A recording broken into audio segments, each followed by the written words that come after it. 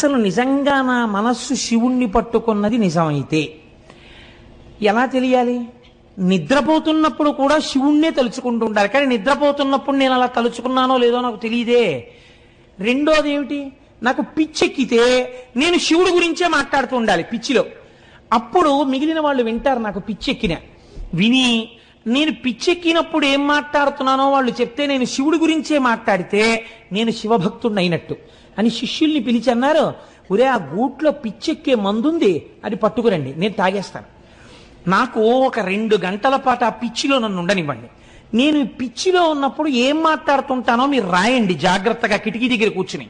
ఓ 2 గంటలు అయిపోయిన తర్వాత లోపలికి రండి, ఇదిగో అటువైపు కిటికీలో ఇంకో మందు ఉంది, అది పోసేయండి నా నోట్లో, నా పిచ్చి తగ్గిపోతుంది. తగ్గిపోయిన తర్వాత నేను పిచ్చిలో ఏం మాట్లాడానో నాకు చూపించండి రా అన్నారు. దీన్నే పిచ్చెక్కినప్పుడు అప్పయ్య దీక్షితుల వారు చేసినటువంటి స్తోత్రాల్ని ఉన్మత్త పంచశతి అని పిలుస్తారు. ప్రదోషవేళయందు శివనామమును చెప్పినటువంటి వాడు పొందేటటువంటి ఫలితమేమో వాక్కుల చేత చెప్పటము సాధ్యము కాదు. ప్రదోషవేళయందు చెప్పబడినటువంటి శివనామము యొక్క ఫలితమును చెప్పే ప్రయత్నమును కూడా చేయరాదు. ఎందుచేత అంటే అంత గొప్ప ఫలితం వస్తుంది కనుక. స్వయంగా చంద్రశేఖర పరమాచార్య స్వామి వారు చెప్పినటువంటి మాటలున్న పేజీ నాకు అలమోకగా కనబడితే నేను ఎంతో సంతోషించాను. పోన్లే నిన్ననే అనుకోకుండా నేను ఈ మాట అన్నాను. ప్రదోష వేళలో శివనామం చెప్పుకున్నటువంటి ఫలితం మనకి అనుభవంలోకి వచ్చిన తర్వాత తెలుస్తుంది దాని గొప్పతనం ఏమిటోనని. ఇవాళ మనకి యాదృచ్ఛికంగా ఇది గురువుల నోటి వెంట వచ్చిన మాటగా పుస్తకంలో కనపడింది. ఇది చాలా ఆనందదాయకమైన విషయం అని అనుకున్నాను. కనుక మనం ఇప్పుడు చక్కగా సంతోషంతో పూనికతో భక్తితో ప్రదోష వేళ కనుక ఆ శివాష్టోత్తరాన్ని చదివి తదనంతరము ప్రవచనాన్ని ప్రారంభం చేసుకుందాం.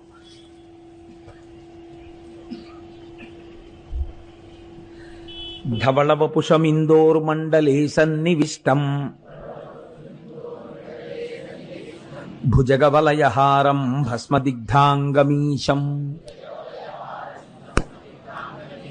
మృగయ పరశుపాణిం చారు చంద్రార్ధమౌళిం హృదయ కమల మధ్యే సంతతం చింతయామి. చారు చంద్రార్ధమౌళిం అంటారు ధ్యానంలో. చంద్రమౌళీశ్వరుడిగా ఆరాధన చేస్తారు. 4 వర్ణముల వారు సమస్త ఫలితములను పొందడానికి చంద్రమౌళీశ్వరారాధన చేయవలెను అని శాస్త్రం విధించింది. కనుక చంద్రమౌళీశ్వరారాధన చెయ్యడం కోసమని బహుశః నా ఊహ సత్యమైతే 1,00,000 ఇళ్లల్లో ఒక్క ఇంట్లోనైనా ఉండడానికి అవకాశం లేనటువంటి ఒక అత్యద్భుతమైనటువంటి పార్వతీ పరమేశ్వరుల యొక్క రూపంతో కూడిన మూర్తిని మహాశివరాత్రి నాడు 5 పైసలు ఖర్చు లేనటువంటి అద్భుతమైన చంద్రమౌళీశ్వరారాధన మనందరం కలిసి చేసుకుందాం. దానికి మనకి అపర భగీరథుడు గోపాలకృష్ణ గారు ఉండనే ఉన్నారు. ఆ కార్యక్రమాన్ని ఆయనకి చెప్పేస్తే ఆయనే తంటాలు పడి అన్నీ ఏర్పాట్లు చేసుకుంటారు. మనందరం హాయిగా కూర్చుని 5 పైసలు ఖర్చు లేకుండా అని నేను అనేశాను కాబట్టి ఇంకా దానికి ఏం ఉండదన్నమాట ఖర్చు. అలా చేసుకోవడం గోపాలకృష్ణ గారి బాధ్యత, ఇంకా మనకే సంబంధం లేదు. ఆయనకి నా ఎందున్న గౌరవం అటువంటిది. ఇంత మాట వీడన్నాడు ధూర్తతనంగా ఆయన అనుకోరు, దాన్ని అమలు చేయడానికి ప్రయత్నిస్తారు. కాబట్టి మహాశివరాత్రి నాడు అటువంటి మూర్తికి మనం ఆరాధన చేద్దాం. చారు చంద్రార్ధమౌళిం హృదయ కమల మధ్యే సంతతం చింతయామి. శివో మహేశ్వర శంభుః పినాకీ శశిశేఖరః వామదేవో విరూపాక్షః కపర్దీ నీలలోహితః శంకరః శూలపాణిశ్చ ఖట్వాంగీ విష్ణువల్లభః శపి విష్ణోంబికానాథ శ్రీకంఠో భక్తవత్సలః భవః సర్వస్త్రిలోకేశ శితికంఠః శివాప్రియః ఉగ్రః కపాలీ కామారీ అంధకాసురసూదనః గంగాధరో లలాటాక్షకాళకాల కృపానిధి భీమ పరశుహస్తశ్చ మృగపాణిర్జటాధరః కైలాసవాసీ కవచీ కఠోరస్త్రిపురాంతకః వృషాంకో వృషభారూఢో భస్మోద్ధూళిత విగ్రహః సామప్రియః సర్వమయస్త్రయీమూర్తిరనీశ్వరః సర్వజ్ఞః పరమాత్మా చ సోమసూర్య అగ్నిలోచనః హవిర్యజ్ఞమయః సోమః పంచవక్త్రః సదాశివః విశ్వేశ్వరో వీరభద్రో గణనాథః ప్రజాపతిః హిరణ్యరేతా దుర్ధర్షో గిరిశో గిరీశో నఘః భుజంగభూషణో భర్గో గిరిధన్వీ గిరిప్రియః కృత్తివాసాః పురారాతిర్భగవాన్ ప్రమదాధిపః మృత్యుంజయః సూక్ష్మతనుర్జగద్వ్యాపీ జగద్గురుః వ్యోమకేశో మహాసేన జనకశ్చారు విక్రమః రుద్రో భూతపతిస్థాణుర్రహిర్భూజ్ఞో దిగంబరః అష్టమూర్తిరనేకాత్మా సాత్వికः శుద్ధ విగ్రహः శాశ్వత ఖండ పరశుః అజపాశ విమోచకః మృఢ పశుపతిర్దేవో మహాదేవో వ్యయో హరిః పూషదంతభిదవ్యగ్రో దక్షాద్ధర హరోహరః భగనేత్రభిదవ్యక్తః సహస్రాక్షः సహస్రపాత్ అపవర్గ ప్రదోనంతస్తారక పరమేశ్వరః ఏవం శ్రీశంభుదేవస్య నామ్నామష్టోత్తరం శతం శ్రీశివాష్టోత్తరశతనామస్తోత్రం సమాప్తం.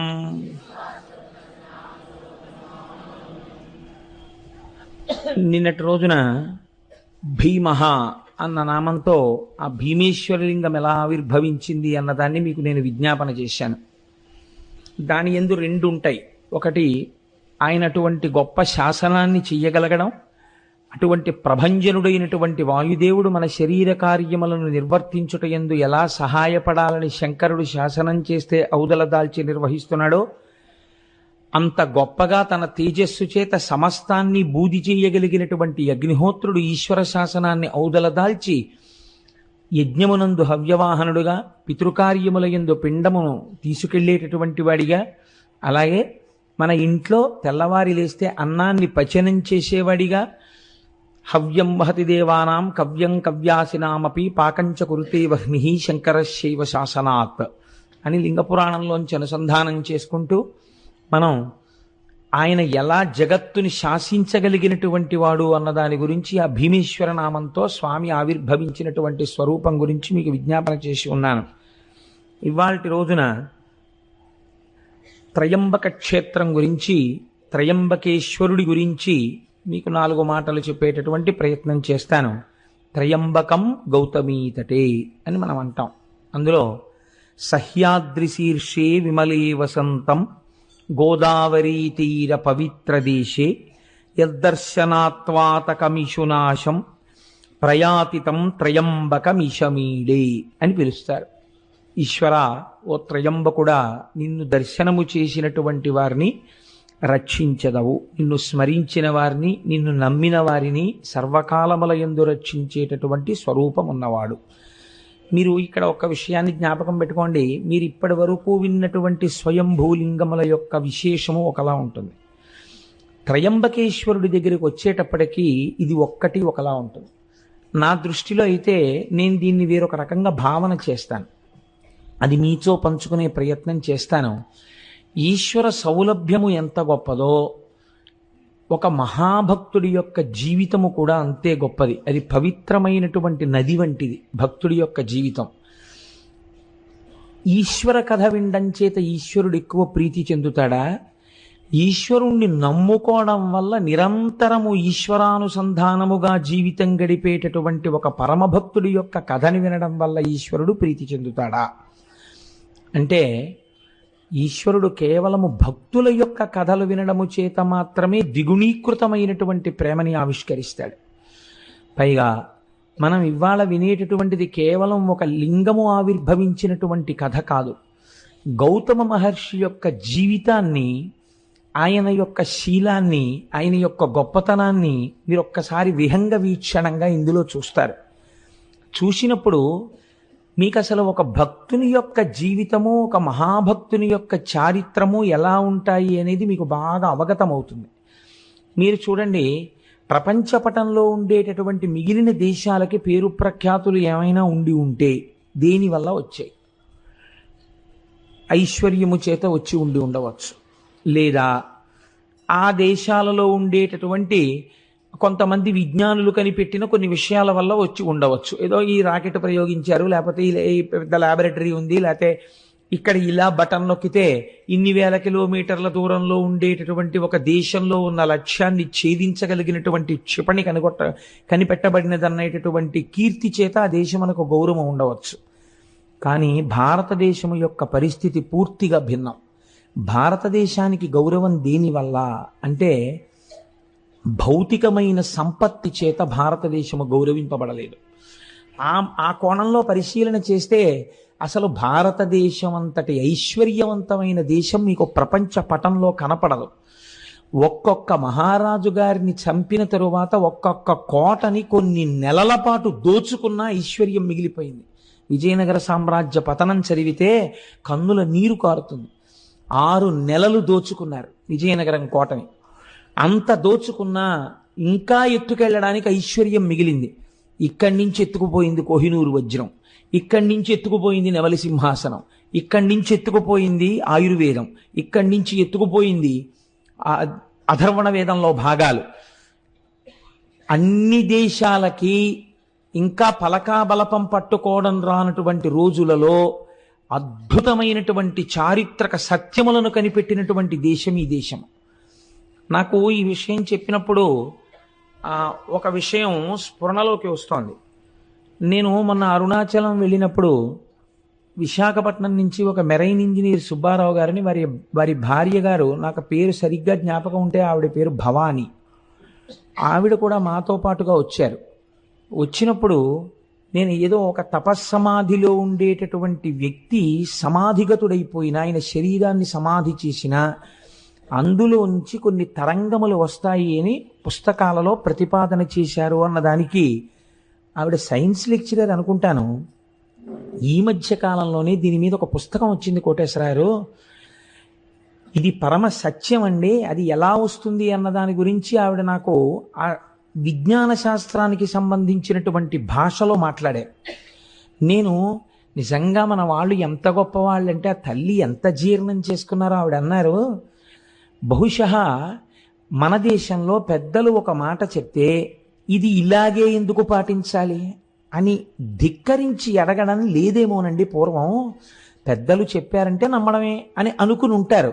అందుకే దాన్ని కథలుగా చెప్పారు, శాసనాలుగా చెప్పారు తప్ప వివరణలు ఇవ్వలేదు. ఈ సూత్రాల్ని ఇవాల్టి రోజున కొత్తగా కనిపెట్టబడినటువంటి విషయాలుగా విదేశాలలో చెప్పబడుతున్నాయి తప్ప ఇవి మన ఋషులు ఏనాడో దార్శనికులై చూసినవేనండి అన్నారు. నేను ఆ తల్లి యొక్క ఆ దర్శనానికి చాలా సంతోషించాను. మీరు చూడండి, మన దేశంలో కీర్తి దేని వలన వచ్చింది అంటే, ఒక్క సత్యాన్ని పట్టుకొని అబద్ధం ఆడకుండా ఆడిన మాటకి నిలబడిపోయి జీవితంలో ఏవైనా పక్కన పెట్టి సత్యానికి కట్టుబడినటువంటి వాడు త్రిమూర్తులను కిందకి ఎలా దింపగలడో చూపించిన వాడు హరిశ్చంద్రుడు.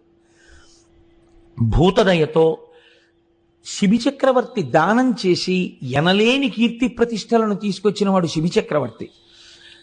తనని తీసుకెళ్లి రాజు బంధించి కొరడాలతో కొడుతుంటే ప్రతిఘటించకుండా పరమేశ్వరుణ్ణి స్తోత్రం చేస్తే ఈశ్వరుడే వచ్చి విడిపించేటట్టుగా చేయగలిగిన ప్రజ్ఞ చూపించిన వాడు అన్నమాచార్యుల వారు.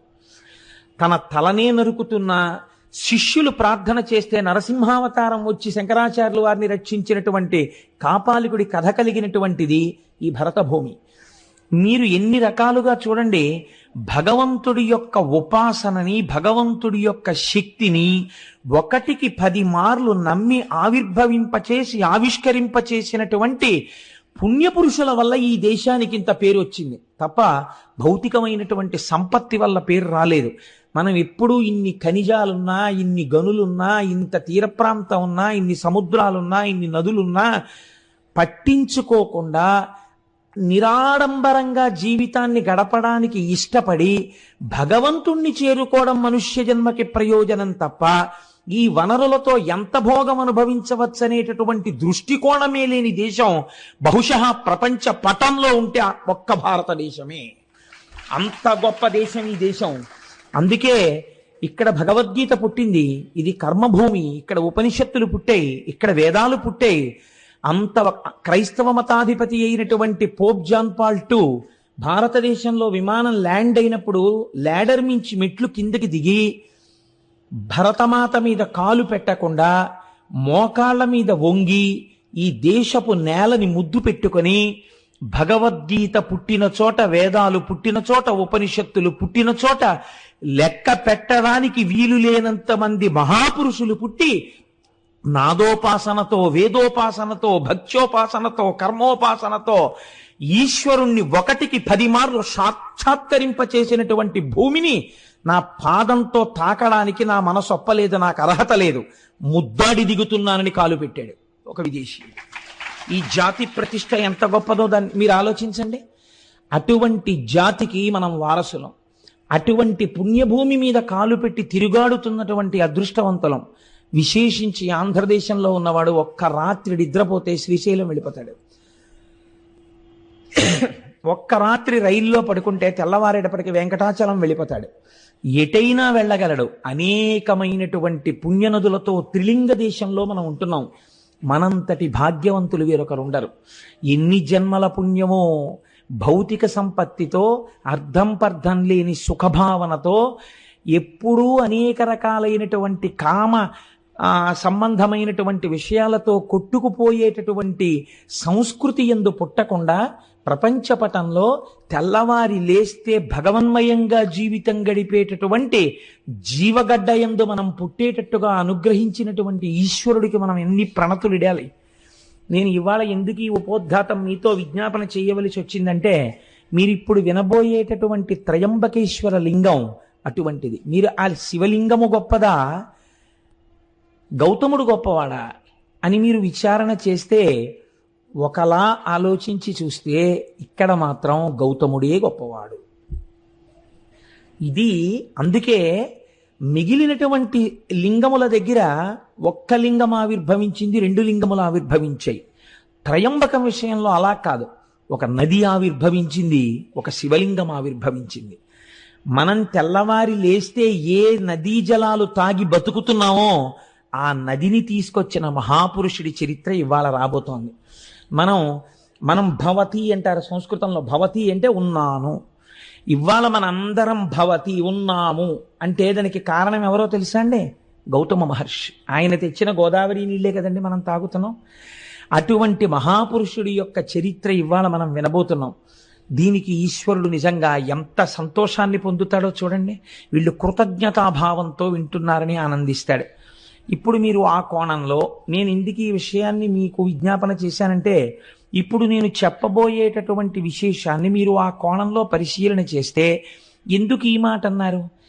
లింగ ఆవిర్భావము కన్నా మహాత్ముని యొక్క జీవితమే గొప్పది ఒకలా చూస్తే అని అన్నారే, అలా ఎక్కడుంది ఇందులో అన్న విచారణ చేస్తూ మీరు వినే ప్రయత్నం చెయ్యండి. అది మీ జీవితానికి కూడా ఎంత గొప్ప కొత్త కోణాన్ని తొడుగుతుందో ఆలోచించండి. దీన్ని ప్రారంభం చేస్తూ ఆ శివమహాపురాణంలో ఒక మాట చెప్తారు. మునికులమందు గౌతముడమోఘ తపో విభవాజ్యుడై భృశంబనిశము శంభులింగనియ అనిశము శంభులింగ నియతార్చన సల్పుచు పత్నితో వసించను హరువొప్ప బ్రహ్మగిరి చేరువనొక్క వనస్థలంబునన్ అనువుగ శిష్యకోటి తన ఎండ పఠింపగ న్యాయశాస్త్రముల్. గౌతముడు చాలా గొప్ప మహర్షి. ఆయన గురించి ఎంత చెప్పినా తక్కువే. అటువంటి గౌతమ మహర్షి తన శిష్యులతో కలిసి ప్రతిరోజు శంభులింగారాధనమును చేస్తున్నాడు. ఆ లింగమునకు ఆయన ఏమని పేరెట్టుకున్నాడో చూడండి. శంభులింగాన్ని నేను ఆరాధన చేస్తున్నాను అన్నాడు. ఇది పూర్వకాలంలో మీరు ఒక 50 పేర్లు చూస్తే 51వ పేరు ఇది ఉండేది, శంభులింగం అని. అసలు ఈ పేరే కనుమరుగైపోయింది. వెర్రి పేర్లు, విచిత్రమైన పేర్లు. కలియుగం కదండి, నామస్మరణ జరగడానికి కూడా అవకాశం లేని రీతిలో కట్టడి చేస్తున్నాడు కలిపురుషుడు. కాబట్టి ఇన్ని పిచ్చి పేర్లు, అర్థం ఉండదు అసలు ఆ పిచ్చికి. ఒక్కటి ఈశ్వర సంబంధంతో లేవు. అంత పిచ్చి పిచ్చి పేర్లన్నీ వచ్చేసాయి ఇవాళ రేపు. ఆయన తను ఆరాధన చేసిన లింగమునకు శంభులింగము అని పేరు పెట్టాడు. శంభులింగము అంటే మీకు నేను శంభుహు అన్న నామం దగ్గర వ్యాఖ్యానం చేసి ఉన్నాను. శంభావయతీతి శంభుహు, మంచి భావములను కల్పించగలిగినటువంటి లింగమును ఆరాధన చేశాడు. కాబట్టి ఇప్పుడు ఆయన ఏం కోరుకుని ఉండాలి? మంచి భావనలను కోరుకుని ఉండాలి. ఏమిటా మంచి భావన? అటువంటి మహర్షి కోరుకునేది ఒక్కటే భావన, లోకమంతటినీ లోకేశ్వరుడిగా చూడడం, విశ్వాన్ని విశ్వేశ్వరుడిగా చూడడం. ఇదే ఆయన కోరుకున్నది కదండి. కాబట్టి ఇప్పుడు అలా శంభులింగాన్ని ఆరాధన చేస్తూ దానితో పాటు ఏం చేశాడు? చాలామంది శిష్యులు ఆయనని అనుగమించి ఉండేవారు. వాళ్ళందరికీ అనేకమైనటువంటి శాస్త్రములను బోధ చేస్తూ బ్రహ్మగిరి అనబడేటటువంటి ఒక పర్వత శిఖరము యొక్క పాదమూలమునందు ఆశ్రమమును నిర్మాణము చేసుకుని ఆ శంభులింగారాధన చేస్తూ పరమ పవిత్రమై యజ్ఞవేది ఎందున్నటువంటి అగ్నిహోత్రం ఎంత పవిత్రమో అంత పవిత్రమైనటువంటి జీవితాన్ని ఆయన గడుపుతున్నాడు. ఇలా గడుపుతుండగా అంతకొండొక కాలంబునందు పొడమికడు అనావృష్టి పొదలని ఎక్కడలగాని త్రావ నీళ్లులు కరువయ్యే గ్రాసమసలే శూన్యమయ్యను దశలనే చోటనేని. ఇలా నడుస్తుండగా కొంతకాలానికి భయంకరమైనటువంటి క్షామం వచ్చింది. ఆ క్షామమునకు కారణం ఏమిటి? అనావృష్టి. వర్షాలు పడలేదు. వర్షాలు పడకపోతే ఎక్కడా నీరు లేదు. నీరు చాలా గొప్పదండి శాస్త్రంలో. ఎందుచేతనో తెలుసా అండి? మీకు నీరు లేకపోతే మొట్టమొదట పాడైపోయేది ఇది అంటే ధర్మము లోపించిపోతుంది. నీటికి ఒక రకమైనటువంటి ప్రయారిటీ ఉంటుంది. మీరు చూడండి, నేను హైదరాబాద్లో ఒక 7-8 సంవత్సరాల క్రితం మా తమ్ముడింటికి వెళ్ళాను. వాడప్పుడు ఆ విద్యానగర్ ఏరియాలో ఎక్కడ నల్లకుంట ఏరియాలో ఉండేవాడు. సాయంకాలం స్నానం చేసి నేనేదో సంధ్యావందనం చేసుకుందామని స్నానం చేయబోతుంటే వాడు అన్నాడు, అన్నయ్య నువ్వేమనుకోకు, ఇక్కడ 2 పూట్ల స్నానం చేయడం కుదరదన్నయ్య, అతి కష్టం మీద నీళ్లు తెచ్చుకుంటాం. ఇక్కడ నువ్వేదో పవిత్రోవా సర్వావస్థాంగతోపివా యస్మరేత్ పుండరీకాక్షం స్వాహ్యాభ్యంతర శుచి పుండరీకాక్ష అనుకుని సంధ్యావందనం చేసుకోన్నాడు. ఇప్పుడు ఏమైంది? స్నానము లోపించింది. ఇంకా నీరుకు కొదవచ్చింది అనుకోండి, అర్ఘ్యం ఇవ్వడానికి కూడా మనం ఇబ్బంది పడిపోతాం. కొన్ని నీళ్లు అర్ఘ్యం ఇచ్చేస్తే గుక్కెడు నీళ్లు తాగడానికి తగ్గిపోతాయని సంధ్యావందనాలు కూడా పోతాయి. ధర్మలోపము దేని వలన ప్రారంభమవుతుంది అంటే నీరు తక్కువైపోవడం వల్ల ధర్మలోపం ప్రారంభమైపోతుంది. కాబట్టి నీరు ఈ లోకాన్ని నిలబెట్టడం, మనిషిని నిలబెట్టడం రెండింటినీ నీరు చేస్తుంది. కాబట్టి నీరు చాలా గొప్పది. అటువంటి నీరు ఎందుకు ఉండదు? ఒక్కటే కారణం, నీరు ఎందుకు భూమి మీద తగినంత దొరకని రోజులు వస్తాయి అని అడిగితే దీనికి లింగ పురాణం సమాధానం చెప్పింది. సంజీవనము సమస్తస్య జగత సలిలాత్మిక భవయిత్యుచ్యతే మూర్తిర్భవస్య పరమాత్మనః అని. భవ అంటే బతికించువాడు, ఏ రూపంలో బతికిస్తాడు? సంజీవనం సమస్తస్య, అన్నిటినీ బతికిస్తాడు. ఎలా? చెట్లు, చామలు, పురుగులు, పుట్ర, మనుషులు అందరూ బతుకుతారు. దేనివల్ల? జగత సలిలాత్మిక, నీటి రూపంలో ఉండి ఆయన బతికిస్తాడు. ఆయనకి ఆగ్రహం కలిగిందనుకోండి, వర్షపు చుక్క పడదు. నాకు తెలిసి నేను ఉద్యోగంలో చేరినటువంటి ఒక 5-6 సంవత్సరాల వరకు కూడా మినరల్ వాటర్ బాటిల్ కొనుక్కోవడం అనేటటువంటిది తెలియదు అసలు. మినరల్ వాటర్ బాటిల్ కొనుక్కోవడం అనేటటువంటి సంప్రదాయం బహుశా నాకు తెలిసి ఒక 5-6 ఏళ్ల నుంచే బాగా వృద్ధిలోకి వచ్చిందేమో అనుకుంటున్నాను. నీళ్లు పడకపోవడం, అతిసారం రావడం, ఎక్కడ పడితే అక్కడ నీళ్లు తాకండి అనడం, ఆ లోపల ఎటువంటి నీళ్లు పోసినా ఏదో నమ్మేసో సీసా కొనుక్కోవడం, 15 రూపాయలు ఇచ్చి సీసాలు నీళ్లు 15 రూపాయలు అంటే ఎప్పుడైనా మన వెనకతరం వాళ్ళని అడగండి, ఈ సీసా నీళ్లు 15 రూపాయలు పెట్టి కొన్నామని వాళ్ళు తెల్లబోతారు. అసలు చలివేంద్రాలు పెట్టి ఎవరైనా ఇంటికి రాగానే ఏమంటే కొంచెం దాహం పుచ్చుకుంటారని మజ్జిగిచ్చినటువంటి గడ్డ మీద తాగడానికి నీళ్లు లేవు. నీళ్లు కొనుక్కుని తాగవలసినటువంటి రోజులు వచ్చాయంటే మనం ఎంతగా శివానుగ్రహానికి దూరం అయిపోతున్నామో ఆలోచించండి. ఒకనాడు కూడా ఇలాగే శివానుగ్రహానికి దూరం అయింది లోకం. అదే క్షామము అని పిలిచారు. దీన్ని మీరు త్రయంబకేశ్వర చరిత్ర యందు గట్టిగా పట్టుకోవాలి. అందుకే ఇప్పటికీ లోకమునందు నీరు లేకపోతే సహస్రఘటాభిషేకం అని పరమేశ్వరుడికి చేస్తారు. శివలింగానికి సహస్రఘటాభిషేకం చేస్తే మళ్ళీ వర్షాలు పడతాయని. కాబట్టి చూడండి, లోకంలో నీరు లేదు, క్షామం వచ్చేసింది, ఎక్కడ చూసినా అనావృష్టి. ఇటువంటి పరిస్థితులలో ఒక్కొక్కడు ఎక్కడ నీరు దొరుకుతుందో అక్కడికి వెళ్ళిపోతున్నాడు. వెళ్ళిపోయేటప్పుడు వేటిని వదిలేస్తున్నాడు? వజ్రాలు వదిలేస్తున్నాడు, బంగారం వదిలేస్తున్నాడు, పశువులు వదిలేస్తున్నాడు, గాజులు వదిలేస్తున్నాడు, ఇళ్ళు వదిలేస్తున్నాడు, అన్నీ వదిలేస్తున్నాడు. గుక్కెడు నీళ్లు దొరికే చోటుకి వెళ్ళిపోతున్నాడు. నీరంటే అంత తేలిక కాదండి. నేను నిడదవోలు షటిల్ చేసేవాడిని. నేను నిడదవోలు షటిల్ చేసే రోజుల్లో గోదావరి పుష్కరాలు వచ్చాయి.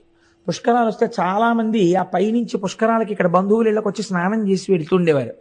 నేను ఒక రోజున ట్రైన్లో వెళ్ళిపోతుంటే నిడదవోలు ప్యాసింజర్లో నేను కూర్చున్న కంపార్ట్మెంట్లో చాలామంది లేచి కిటికీల దగ్గరికి, డోర్ దగ్గరికి వెళ్ళి అబ్బా ఎన్ని నీళ్ళో ఎన్ని నీళ్ళో ఎన్ని నీళ్ళో అని పొంగిపోతున్నారు.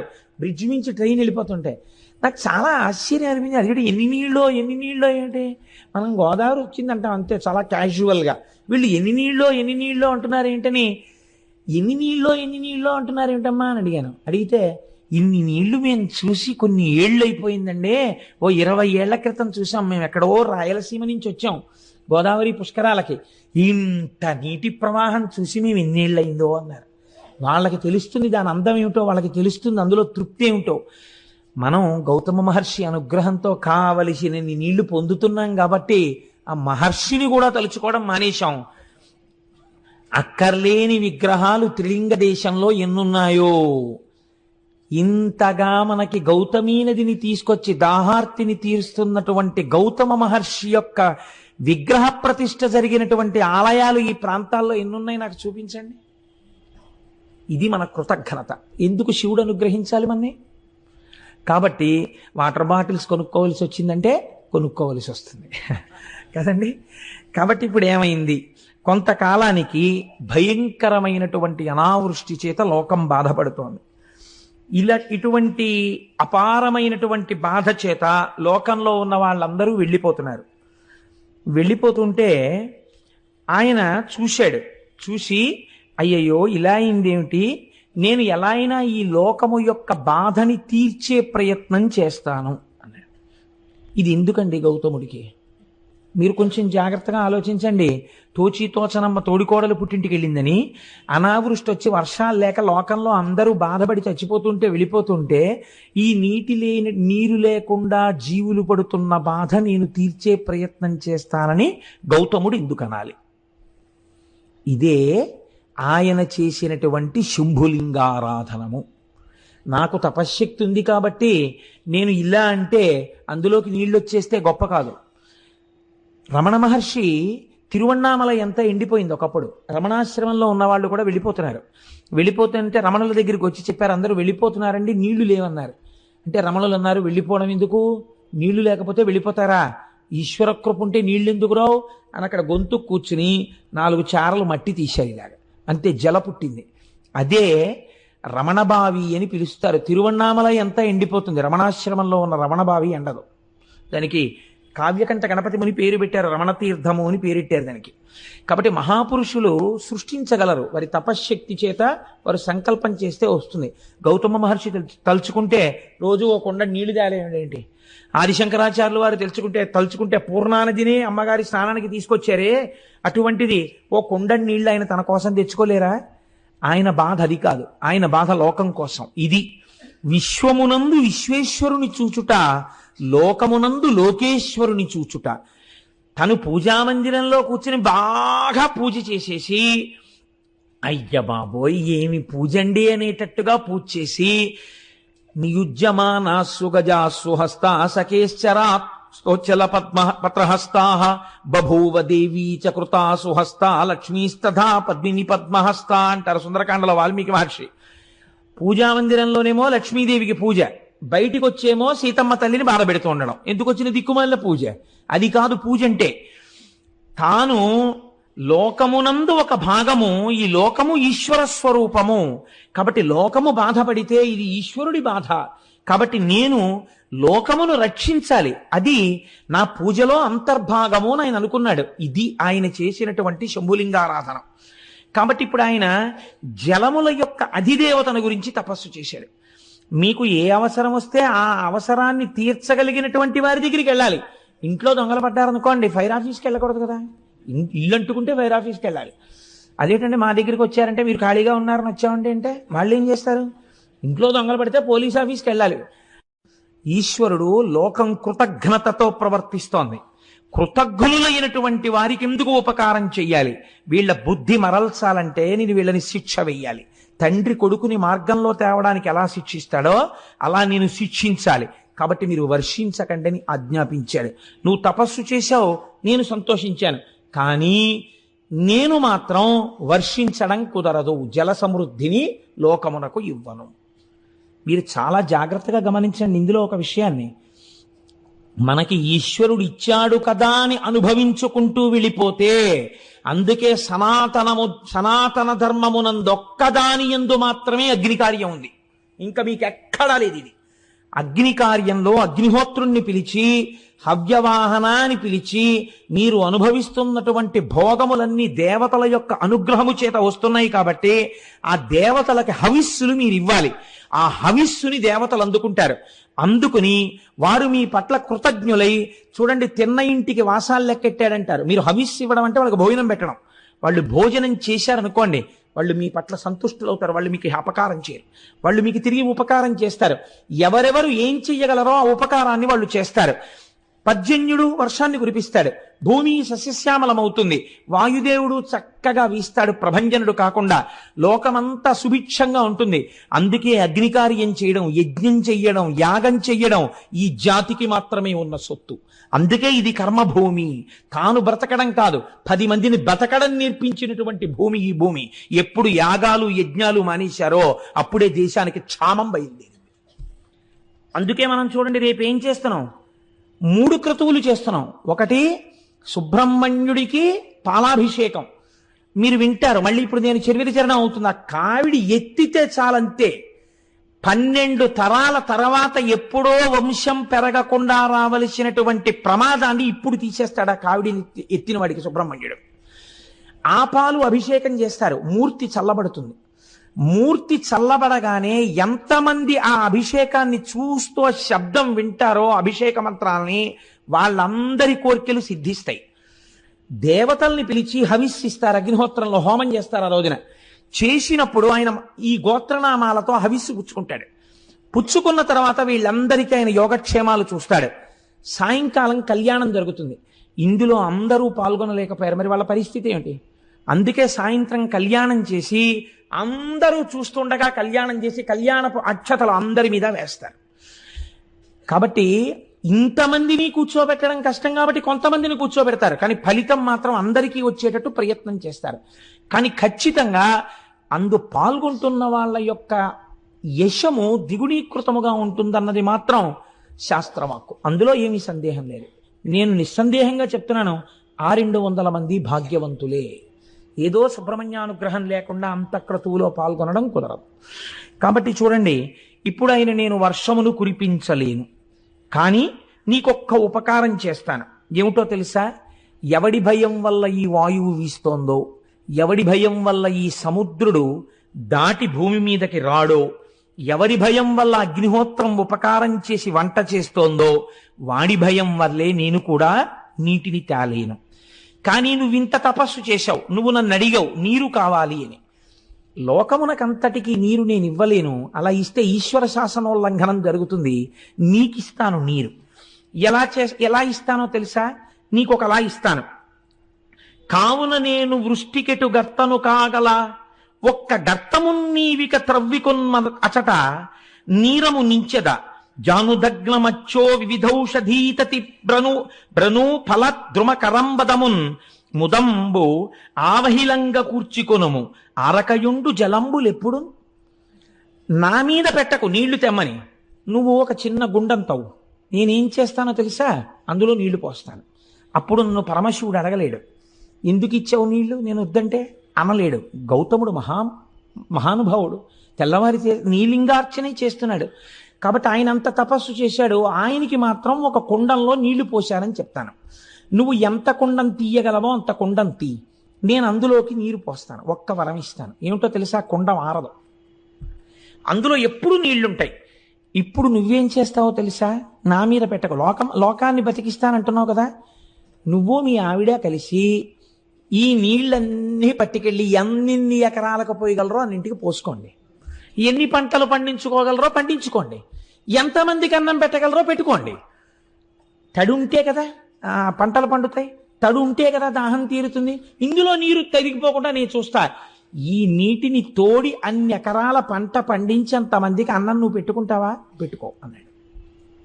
ఇప్పుడు ఏమనాలంటే గౌతముడు, బాబా ఎందుకు వచ్చింది రండి, నేను మా ఆవిడ కలిసి ఇంట్లో పని పాడు అన్ని మానేసుకుని తపస్సు మానేసి ఎకరాలకు ఎకరాలేమో ఈ నీళ్ళన్నీ పట్టుకెళ్ళి కుండలతో పోసి ఇవన్నీ సాగు చేసి చక్కగా అన్ని తయారు చేసి రోజు వంట చేసి పెట్ట, వీళ్ళు వచ్చి తినా, ఎందుకు వచ్చిన ప్రారంభం, పోన్లేవా నువ్వు వర్షం కురిపించు, ఎప్పుడు పడితే అప్పుడే పడుతుంది వెళ్ళిరా అన్నారు.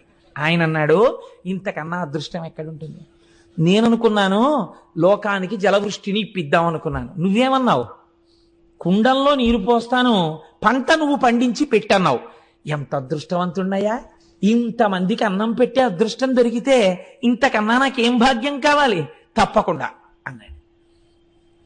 ఇది వింటుంటే నాకు ఒక విషయం జ్ఞాపకానికి వస్తుంది.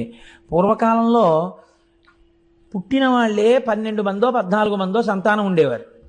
ఇంకా ఎప్పుడు బావగారి పిల్లలో మరిదిగారి పిల్లలో ఇంట్లో చదువుకునేవారు. ఇది కాక ఓ 2 3 పేద విద్యార్థులకి వారాలు అన్నం పెడుతుండేవారు. ఇంటికొచ్చిన అతిథిని మీరు ఎప్పుడు ఎడతారు అని మళ్ళీ అడగడం తెలియదు. వాళ్ళు నెలలు ఉంటుండేవారు, వాళ్ళకి వండి పెడుతుండేవారు. ఇన్ని చేస్తున్నా ఎంత సంతోషంగా వాళ్ళ జీవితాలు వెళ్ళిపోయాయో.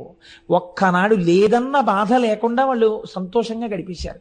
ఇంత అలిసిపోయేవారు, రాత్రి ఇలా వెళ్ళి పడుకోగానే నిద్రపోయేవారు, మళ్ళీ తెల్లవారు లేచేవారు, సంతోషంతో కార్యక్రమం చేసేవారు.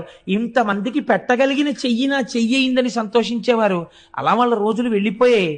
కాబట్టి ఇప్పుడు గౌతముడు చాలా సంతోషించాడు. తప్పకుండా నేను ఆ పని చేసుకుంటానన్నాడు. ఇప్పుడు వరుణుడు ఆ గుండంలో నీరు నింపాడు. ఇప్పుడు గౌతముడు ఏం చేశాడో మీరు అవధరించండి. నాకు నిజంగా ఆశ్చర్యంగా ఉంటుంది ఇది చదువుతుంటే. ఇది చదివినంత తేలిగ్గా విన్నంత తేలిగ్గా ఉండదు. మీరు మనసులో ఒక్కసారి భావన చెయ్యండి ఆయన ఉదారత. ఇదంతా ఎవరెవరు చేశారు? ఆయన భార్య అంతే. అహల్య ఎవరో తెలుసా అండి?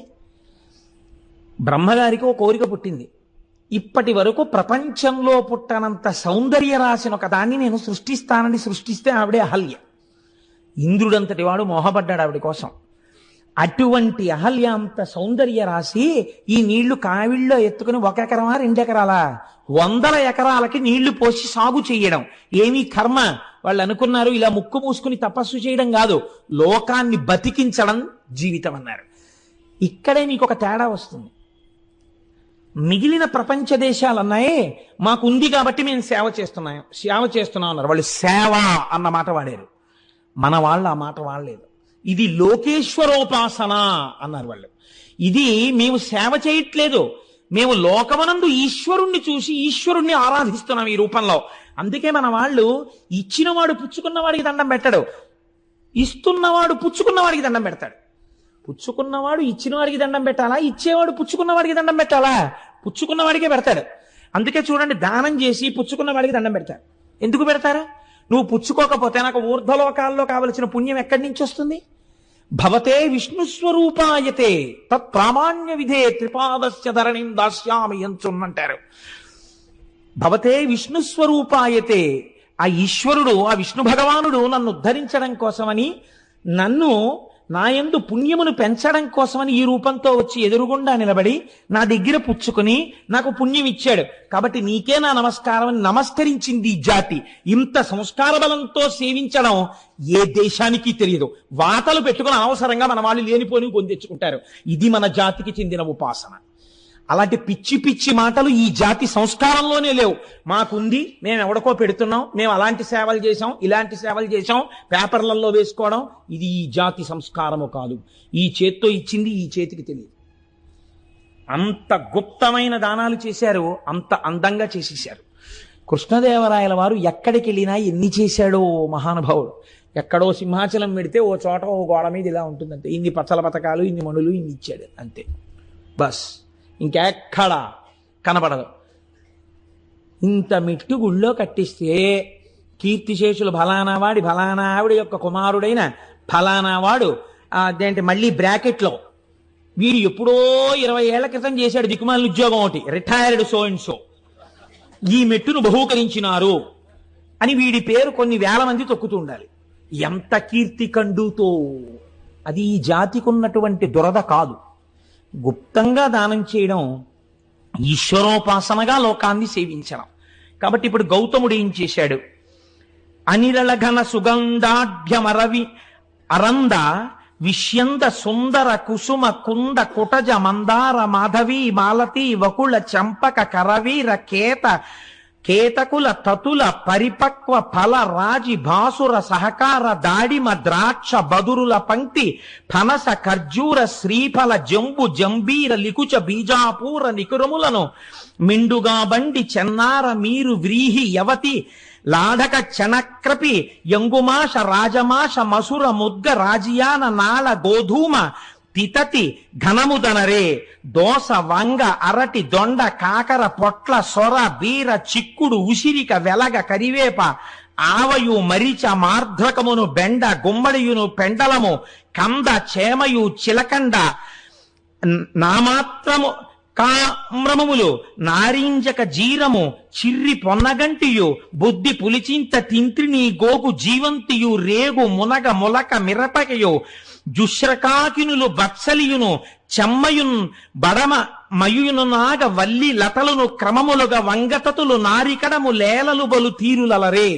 ఎన్ని పండించాడో చూడండి. ఆయన పెద్ద తోటలేశాట, ఎన్ని 100 ఎకరాలు వేశాడో. ఆయన భార్య కలిసి నీళ్లు పట్టుకెళ్ళి సేద్యం చేసి ఇవన్నీ పండించారు. ఎంత లిస్ట్ ఇచ్చాడో మహానుభావుడు. పువ్వులు కూడా పెంచారు వాళ్ళు. అయ్యయ్యో 5వ తనానికి చిహ్నం కదా, పువ్వులు ముడుచుకోవాలి, ఇంటికి వచ్చినటువంటి ఆడబడుచుకి పువ్వులు ఇవ్వాలి, అందుకని పువ్వులు ఉండాలి, పూజ చేసుకుంటే పువ్వులు ఉండాలి.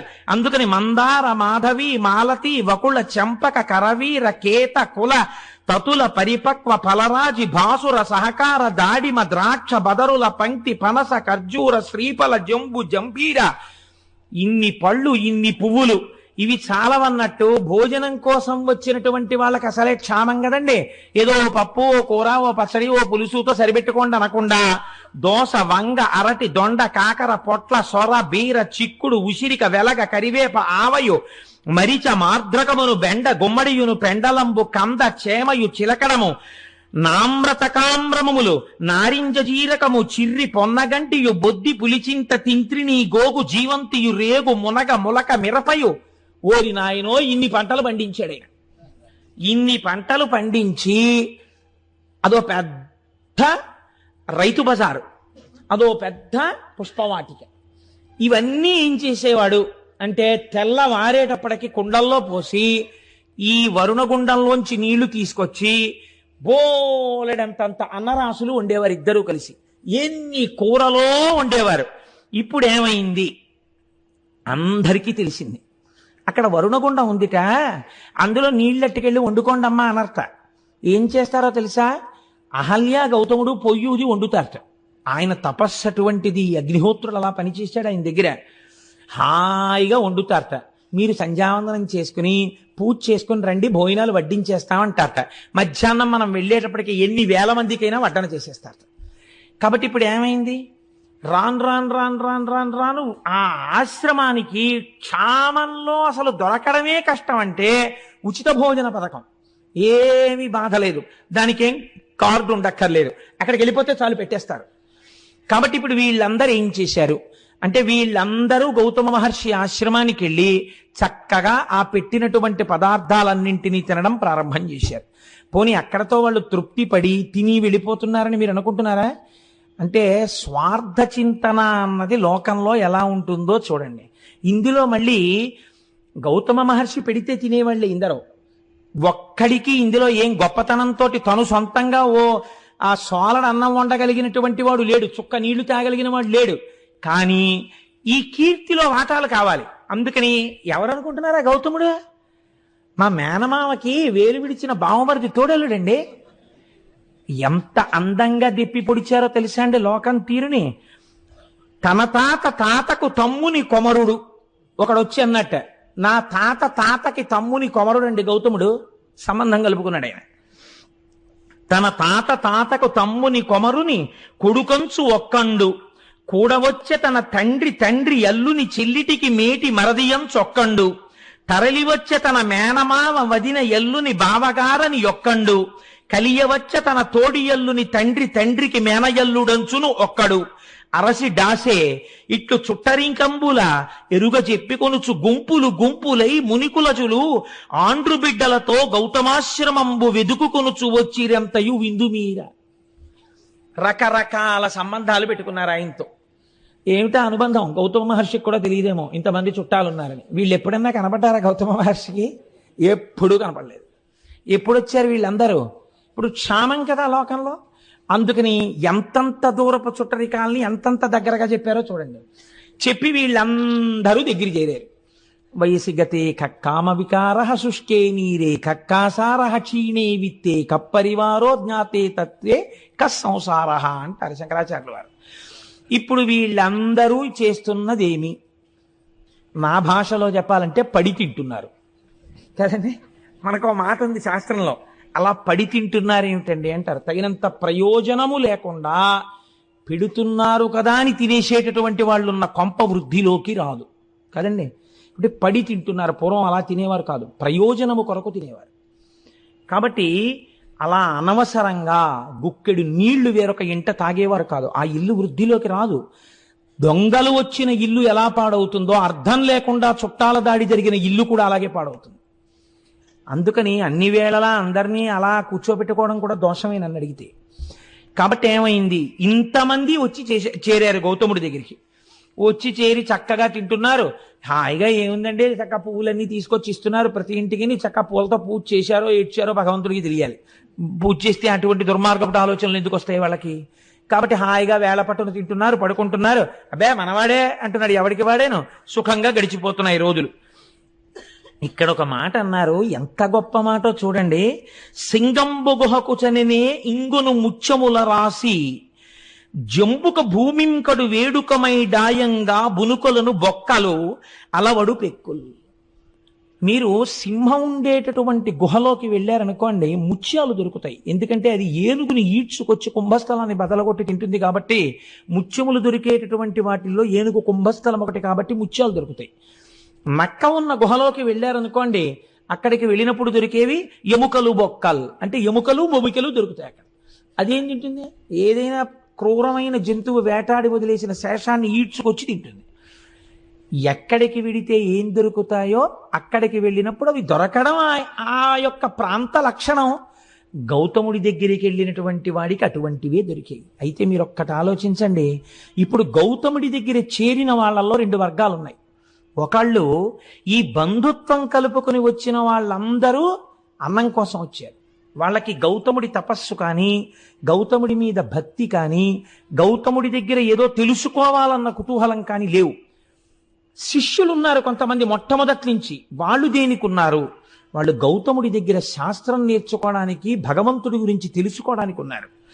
ఇప్పుడు పొడమి విజితేంద్రియుడు, దయాళుడును, మదములేనివాడు, ఉపకారి, ఈ నలుగురు స్తంభముల ఎట్లు దాల్తురు సతత మోపి ఈ జగంబు సంధియమింతలేదు అన్నారు.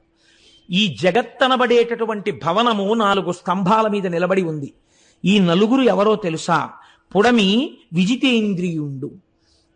ఇంద్రియములను గెలిచినటువంటి మహాపురుషుడు ఎక్కడో ఒక్కడుంటాడు. ఒక చంద్రశేఖర పరమాచార్య స్వామి వంటి వారు.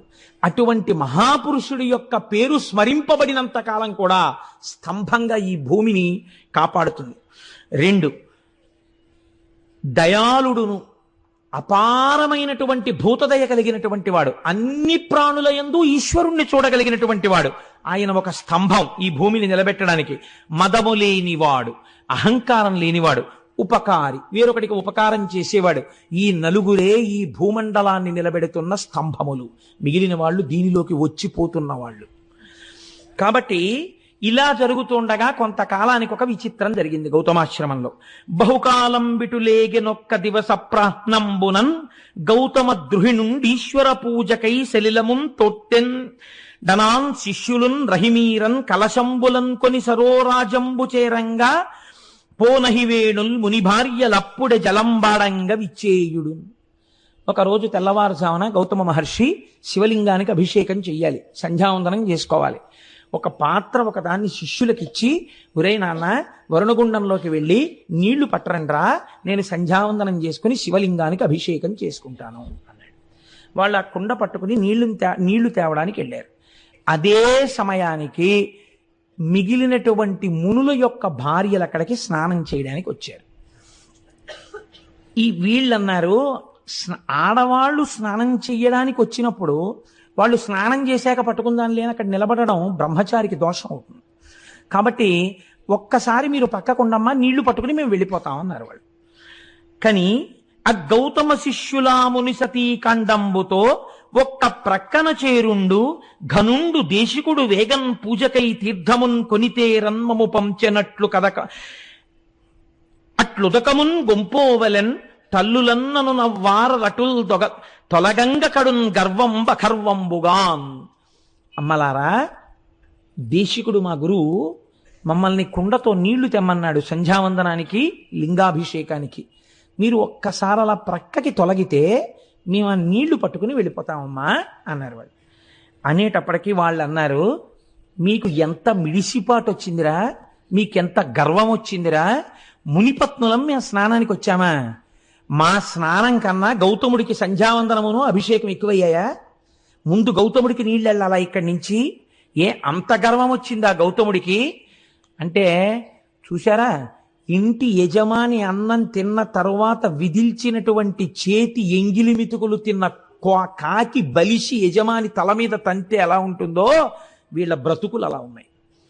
కాబట్టి ఇప్పుడు ఈ మాట అన్నారు అని వాళ్ళు చరచరా అక్కడి నుంచి బయలుదేరి తమ భర్తల దగ్గరికి వెళ్ళేటటువంటి ప్రయత్నం చేస్తున్నారు. చనుండు మీరలిక సత్వరమేమిటి దీర్ఘమాడి నీళ్లను కొనిపోవగావలే జలం వనరింపకొడల్పలు ఇరుమీ ఘనత నిరుంగకిట్లు పలుకం దొరకంటి రణంగ వారలం తనిచని ఆశ్రమమున కొంత గురురజ్ఞికి చెప్పెనాపయున్. ఇంతంత అహంకారం ఏమిట్రా మీకు? మేమిక్కడ స్నానం చెయ్యాలి, అభిషేకమా సంధ్యావందనమా? అంత గొప్పవాడైపోయాడు గౌతముడు, పొండవతలకన్నాడు.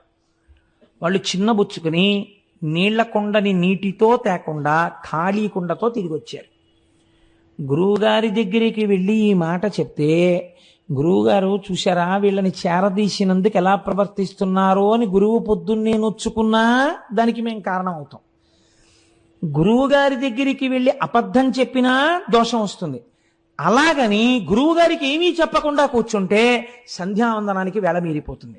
కాబట్టి ఇప్పుడు ఎలా మనం ధర్మ సంకటంలో పడ్డాం అనుకున్నారా బ్రహ్మచారులు అని వాళ్ళు ఏం చెయ్యాలో అర్థం కాక, బిడ్డడు నాన్నగారి దగ్గర ఏదైనా చెప్పడానికి ఇబ్బంది పడినప్పుడు అమ్మ దగ్గరికి స్వతంత్రంగా వెళ్ళినట్టు గురుపత్ని అయిన అహల్య దగ్గరికి వెళ్ళారు. అమ్మ, గురువుగారు నీళ్లు తెమ్మన్నారమ్మా, మేము అక్కడికి వెడితే వాళ్ళు స్నానాలు చేస్తామంటున్నారు, మేము అక్కడ ఎలా నిలబడతామమ్మా? వాళ్ళు మునిపత్నులు, వాళ్ళు స్నానం చేస్తుంటే అయ్యే వరకు మేము అక్కడ నిలబడితే అది చాలా అసహ్యంగా ఉంటుంది, మేము బ్రహ్మచారులు అలా నిలబడకూడదు. వాళ్ళు ఒక్క కుండరు నీళ్లు పట్టుకుని మేము వెళ్ళిపోతామంటే అనరాని మాటలని మమ్మల్ని పంపించేశారమ్మా. ఇప్పుడు గురువుగారి దగ్గరికి ఖాళీ కుండతో ఎలా వెళ్ళడము అని బెంగ పెట్టుకున్నామమ్మా అని చెప్పారు వాళ్ళు. వాళ్ళు ఎంత ధార్మికమైన నడువడితో ఉన్న బ్రహ్మచారులో చూడండి. అందుకే నేనన్నా అక్కడ 2 వర్గముల మనుషులు ఉన్నారు అని.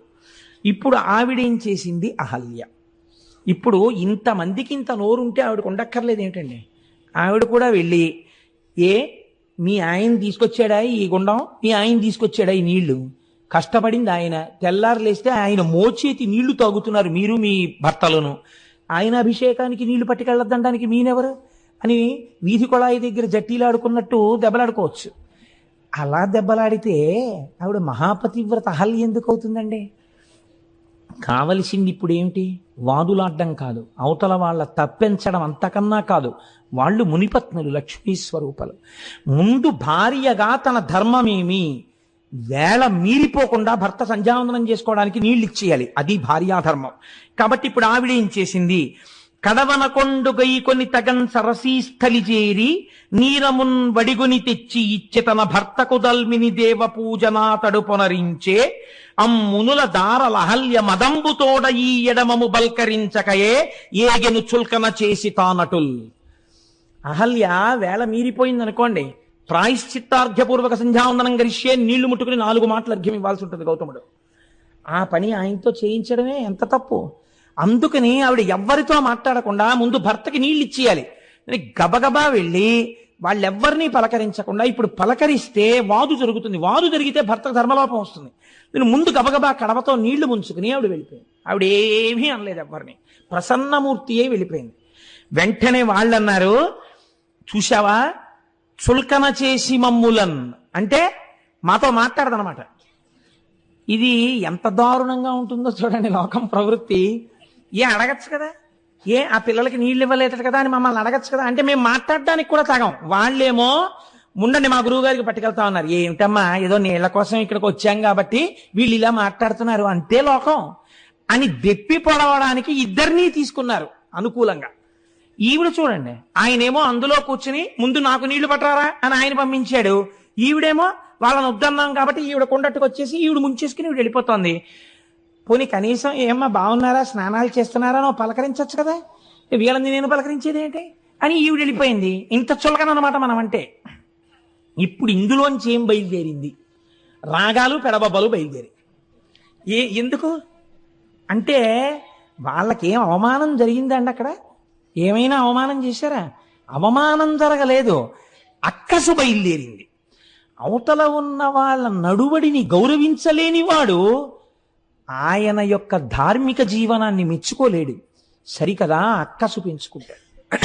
కారణం ఏమిటి? నీ స్వభావం అటువంటిది, అందులోంచి వస్తోంది ఈ అక్కసు. నీ స్వభావాన్ని దిద్దుకోవాలి. కాబట్టి ఇప్పుడు వాళ్ళు ఏం చేశారు? గబగబా వెళ్ళి పోవునుగాక ఈ పొగరు పోడిమియూడగ చెయ్యకుందుమే దేవికి ఇంత ఎల్లిదమే దేబెలమా మగలంత ఇంతతో పో విడువారమే ఎనుచు పోయి స్వభర్తల సన్నిధానమందా విధమెల్ల మార్చి కడు అల్కజి నింపగ చిప్పిరేడ్చుచున్. వాళ్ళందరూ ఏం చేశారంటే ఎంత గొప్ప మాట వేశారో చూడండి ఈ రచన యందు. మా మొగుళ్ళు దేవిరి కొట్టువాళ్ళ అన్నారు వాళ్ళు. అంటే దేవిరి కొట్టువాళ్ళ అంటే వాళ్ళకేమీ లేక ఒకళ్ళు పెడుతుంటే అంగలారుస్తూ తినేవాళ్ళు అనుకుంటున్నారా? ఈ మాట వెళ్ళి మొగుడిని అడిగారు. అంటే వాళ్ళకి నిజంగా వాళ్ళు ఇప్పుడు ఆ స్థితిలోనే ఉన్నారు. కానీ అలా భార్య అడిగేటప్పటికీ కొంచెం కష్టం వచ్చింది. పైగా సామూహిక రోదన కార్యక్రమము అని ఒకటి సిద్ధం చేశారు. అందరూ కలిసి ఏడిచారు. ఏడుస్తూ వెళ్ళి చూడండి మా బతుకు ఎంత చులకనైపోయిందో. మీకు స్నానం ఏమిటి, ముందు దేశికుడికి తీసుకెళ్లాలని చెప్పి బ్రహ్మచారులు వచ్చారు. మేము స్నానం చేస్తుంటే ఓ పక్క నుంచి ఇంకింతకన్నా నగుబాటు ఉంటుందా? పైగా ఇదేమిటయ్యా స్నానం చేస్తున్నాం తర్వాత రండి అంటే మేమేమిటో తప్పు చేసినట్టు అహల్య ఇలా ఇలా ఊపుకుంటూ వచ్చి కొండతో నీళ్ళట్టుకుపోయింది. కనీసం ఏమమ్మా అని కూడా మమ్మల్ని పలకరించలేదు. అంటే మా బతుకింత చులకనైపోయింది. వాళ్ళకి ఎందుకు అనుకుంటున్నారు? దేవిరి మొగుళ్ళు మా మొగుళ్ళని వాళ్ళు అనుకుంటున్నారు. అంటే వీళ్ళకేమైంది? అదేమిటే అనలేదు. ఏడుస్తూ వీళ్ళు ఇలా మాట్లాడేప్పటికీ వీళ్ళకి అలకొచ్చింది. మహాకోపం వచ్చేసి వెంటనే వీళ్ళు గణపతి హోమం మొదలెట్టారు. ఎంత చిత్రమో చూడండి లోకంలో. పోనీ వీళ్ళకైనా బుద్ధి ఉండాలి కదా.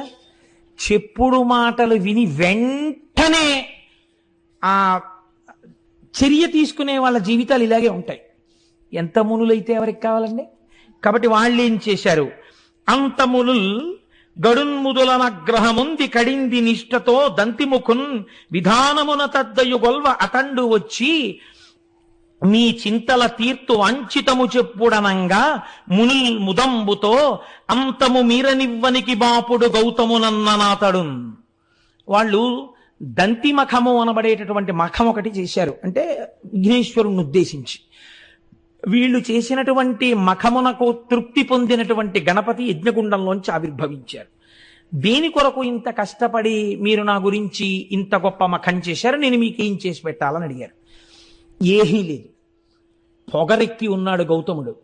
కాబట్టి ఈ ఆశ్రమంలోంచి గౌతముడు బయటికి తరమబడేటట్టుగా నువ్వు ఏదో ఒక పథకం చేసి మమ్మల్ని రక్షించాలి అంటే ఆయన అన్నాడు, విఘ్నేశ్వరుడు మీరు అడగవలసిన మాటే ఇది. తగునే ఆకలి దప్పులన్ మరుగుచున్ దారల్ సుతుల్ శిష్యులన్ మిగులన్ బొక్కుచు ప్రాణభీతనిటకున్ మీరేగదేరన్ దయానుగుడై గౌతముడెల్లవారికి చటన్ బోనంబులర్పించి మీ వగవున్ బాపి అనంగ చేసే నిపుడా బ్రాహ్మణ్యు నొప్పింతురే. ఒకనాడు మీకు తాగడానికి నీళ్లు లేక, తినడానికి అన్నం లేకపోతే మీ భార్యలతో, మీ బిడ్డలతో, మీ శిష్యులతో ఇక్కడికొస్తే అయ్యో ఇంత కష్టపడుతున్నారా అని వాళ్ళిద్దరూ కలిసి పండించి వండి మీకు వడ్డించి అన్నం పెడుతుంటే, ఆ గుండంలో నీళ్లు ఆయన పేరు మీద తడారకుండా పుడుతుంటే ఆయన్ని ఈ ఆశ్రమం నుంచి తరిమి క్షామంలోకి తోసి మీరు సుఖాలు అనుభవిద్దాం అనుకుంటున్నారా? ఎంత కృతజ్ఞత ఇది! దానికి నా కోసం మఖం చేశారా? నేను అటువంటి పని మీకు చేసి పెట్టాలా? ఎలా అడిగారయ్యా ఇలాంటి కోరిక? ఇలాంటి కోరిక మీరు కోరచ్చా? ఉపకృతి సల్పిన వారల కపకృతి చేయంగదలచుటతి ఇండితము అట్లపశయమనక అనర్చిన నృపశువు నశించునెంత నేర్పరియేని. అపకారికి అపకారమే చెయ్యకూడదు, ఉపకారికి అపకారం చేస్తారా? నశించిపోతారా లోకంలో మీరు? మీకు ఎందుకు పుట్టిందిరా ఈ కోరిక? ఇంతమంది కలిసి చేశారే, మీలో ఒక్కడికైనా ఈ ఆలోచన రాలేదా? తప్పు, మనం ఇలా చేయకూడదు, ఇది కృతజ్ఞత అన్న ఆలోచన మీకు రాలేదా? మంచివాడు చెడ్డ మనిషి కాబోవడెప్పుడు చెడుగు మంచి నెంచబోడు కుక్క గోవు కాదు గోవు కుక్కయు కాదు జగమునందు బ్రహ్మశాసనం ఇది అన్నాడు. ఊరే లోకంలో లక్షణం ఏమిటో తెలుసా? మంచివాడు చెడ్డ మనిషి కాబోవడిప్పుడు. మంచివాడు ఎప్పటికీ చెడ్డవాడు కాలేడు. ఎందుకని? అవతలవాడు తనని ఇబ్బంది పెడుతున్నా ఓర్మి వహించి ఉంటాడు తప్ప అవతలవాడిని బాధ పెట్టే పని తాను చెయ్యడు. చెడుగు మంచి నెంచబోడు. చెడ్డవాడున్నాడే వాడు యువతల ఆయన ఎంత మంచివాడైనా ఆయనలో ఒక్క మంచి గుణం చూసి చిచి ఆయన్ని బాధ పెట్టకూడదన్న ఆలోచన అవతల వాడికి రాదు. ఇది స్వభావం రా లోకంలో.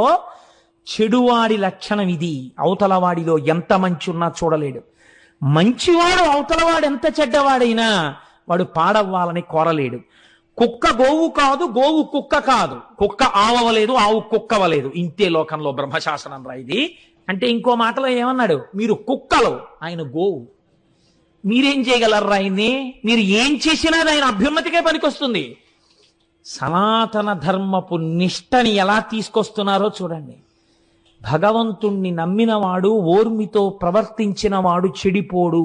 మీకు ఇటువంటి కథలు ధైర్యాన్ని నేర్పుతాయి. ఎవడో ఏదో మీకు ఒక చిన్న అపకారం చేశాడని మీరు అస్తమానం అదే చూసి బెంగ పెట్టుకునేటటువంటి అవసరం ఉండదు. పెద్దలు పెద్దలలాగే మాట్లాడతారండి.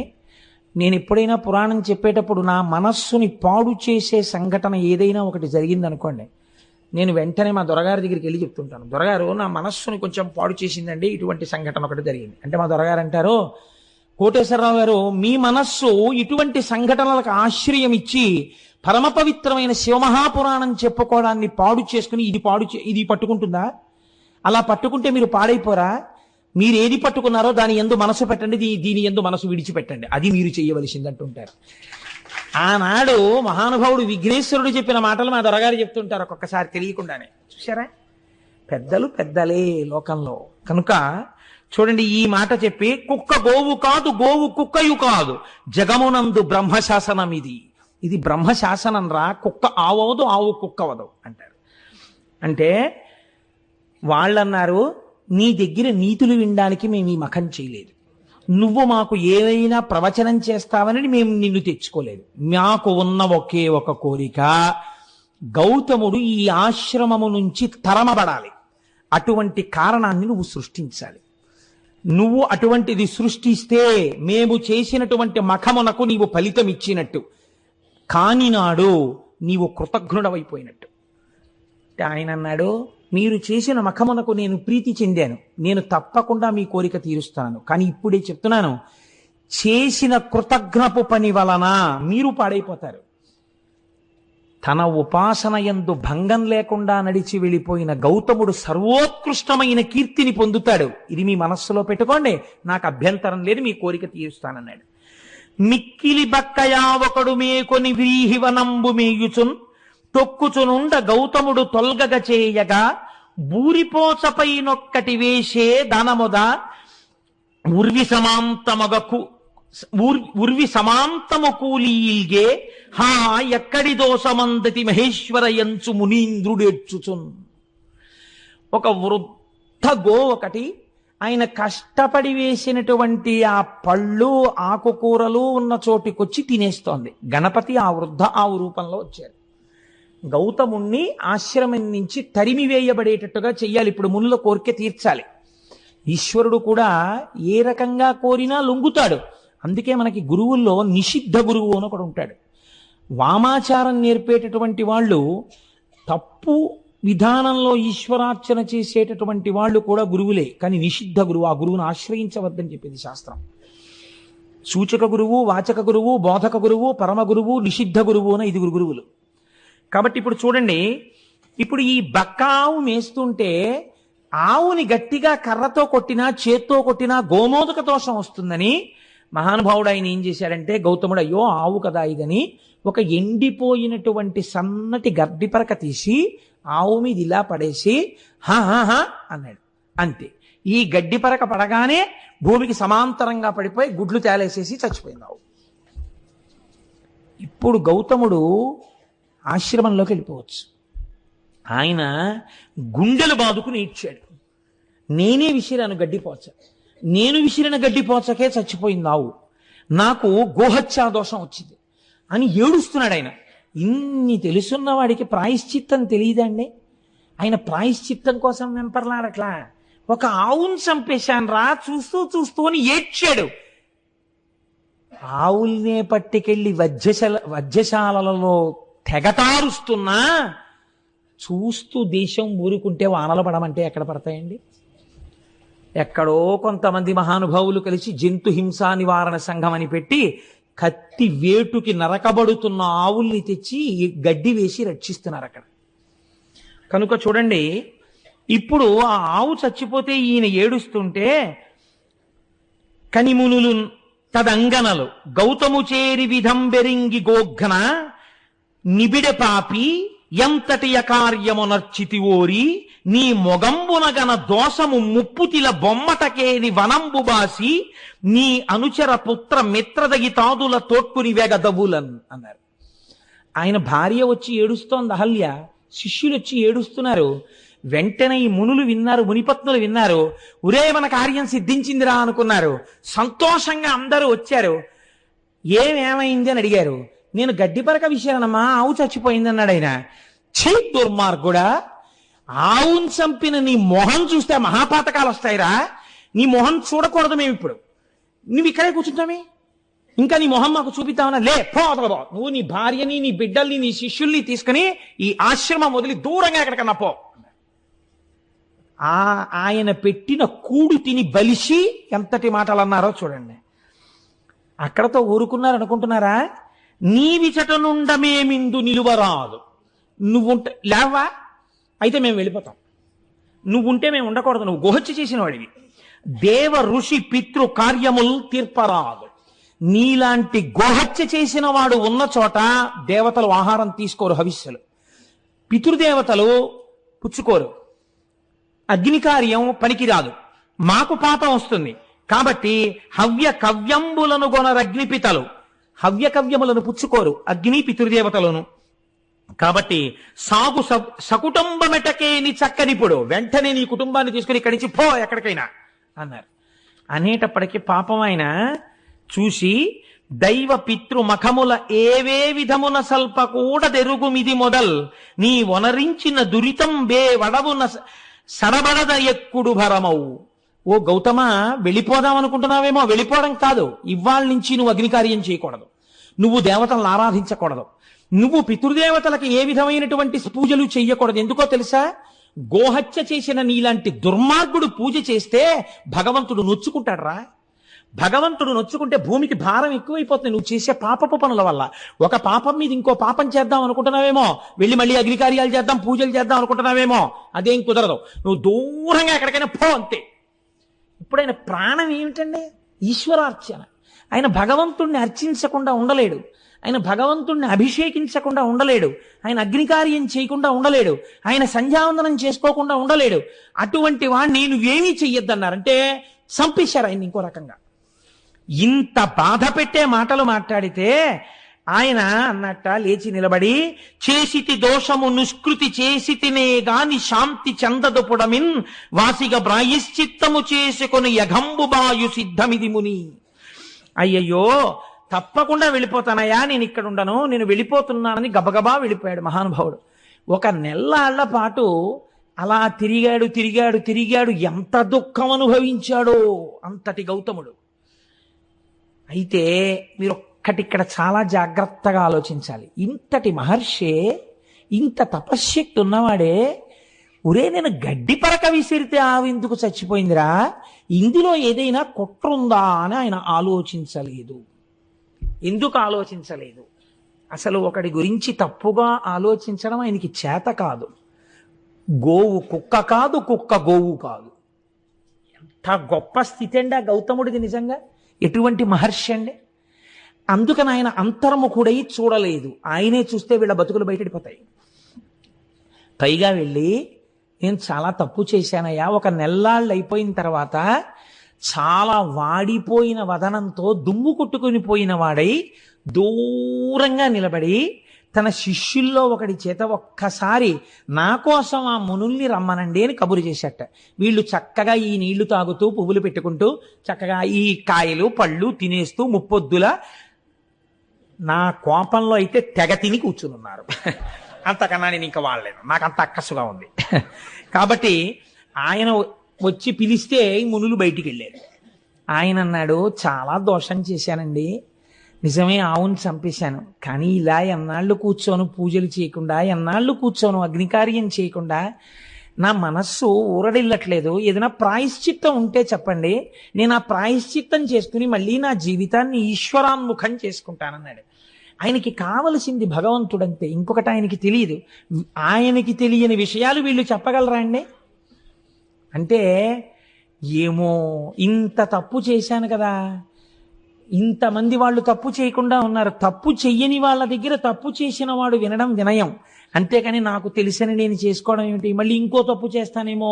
ఎంత వినయానికి ఆయన లొంగాడో చూడండి.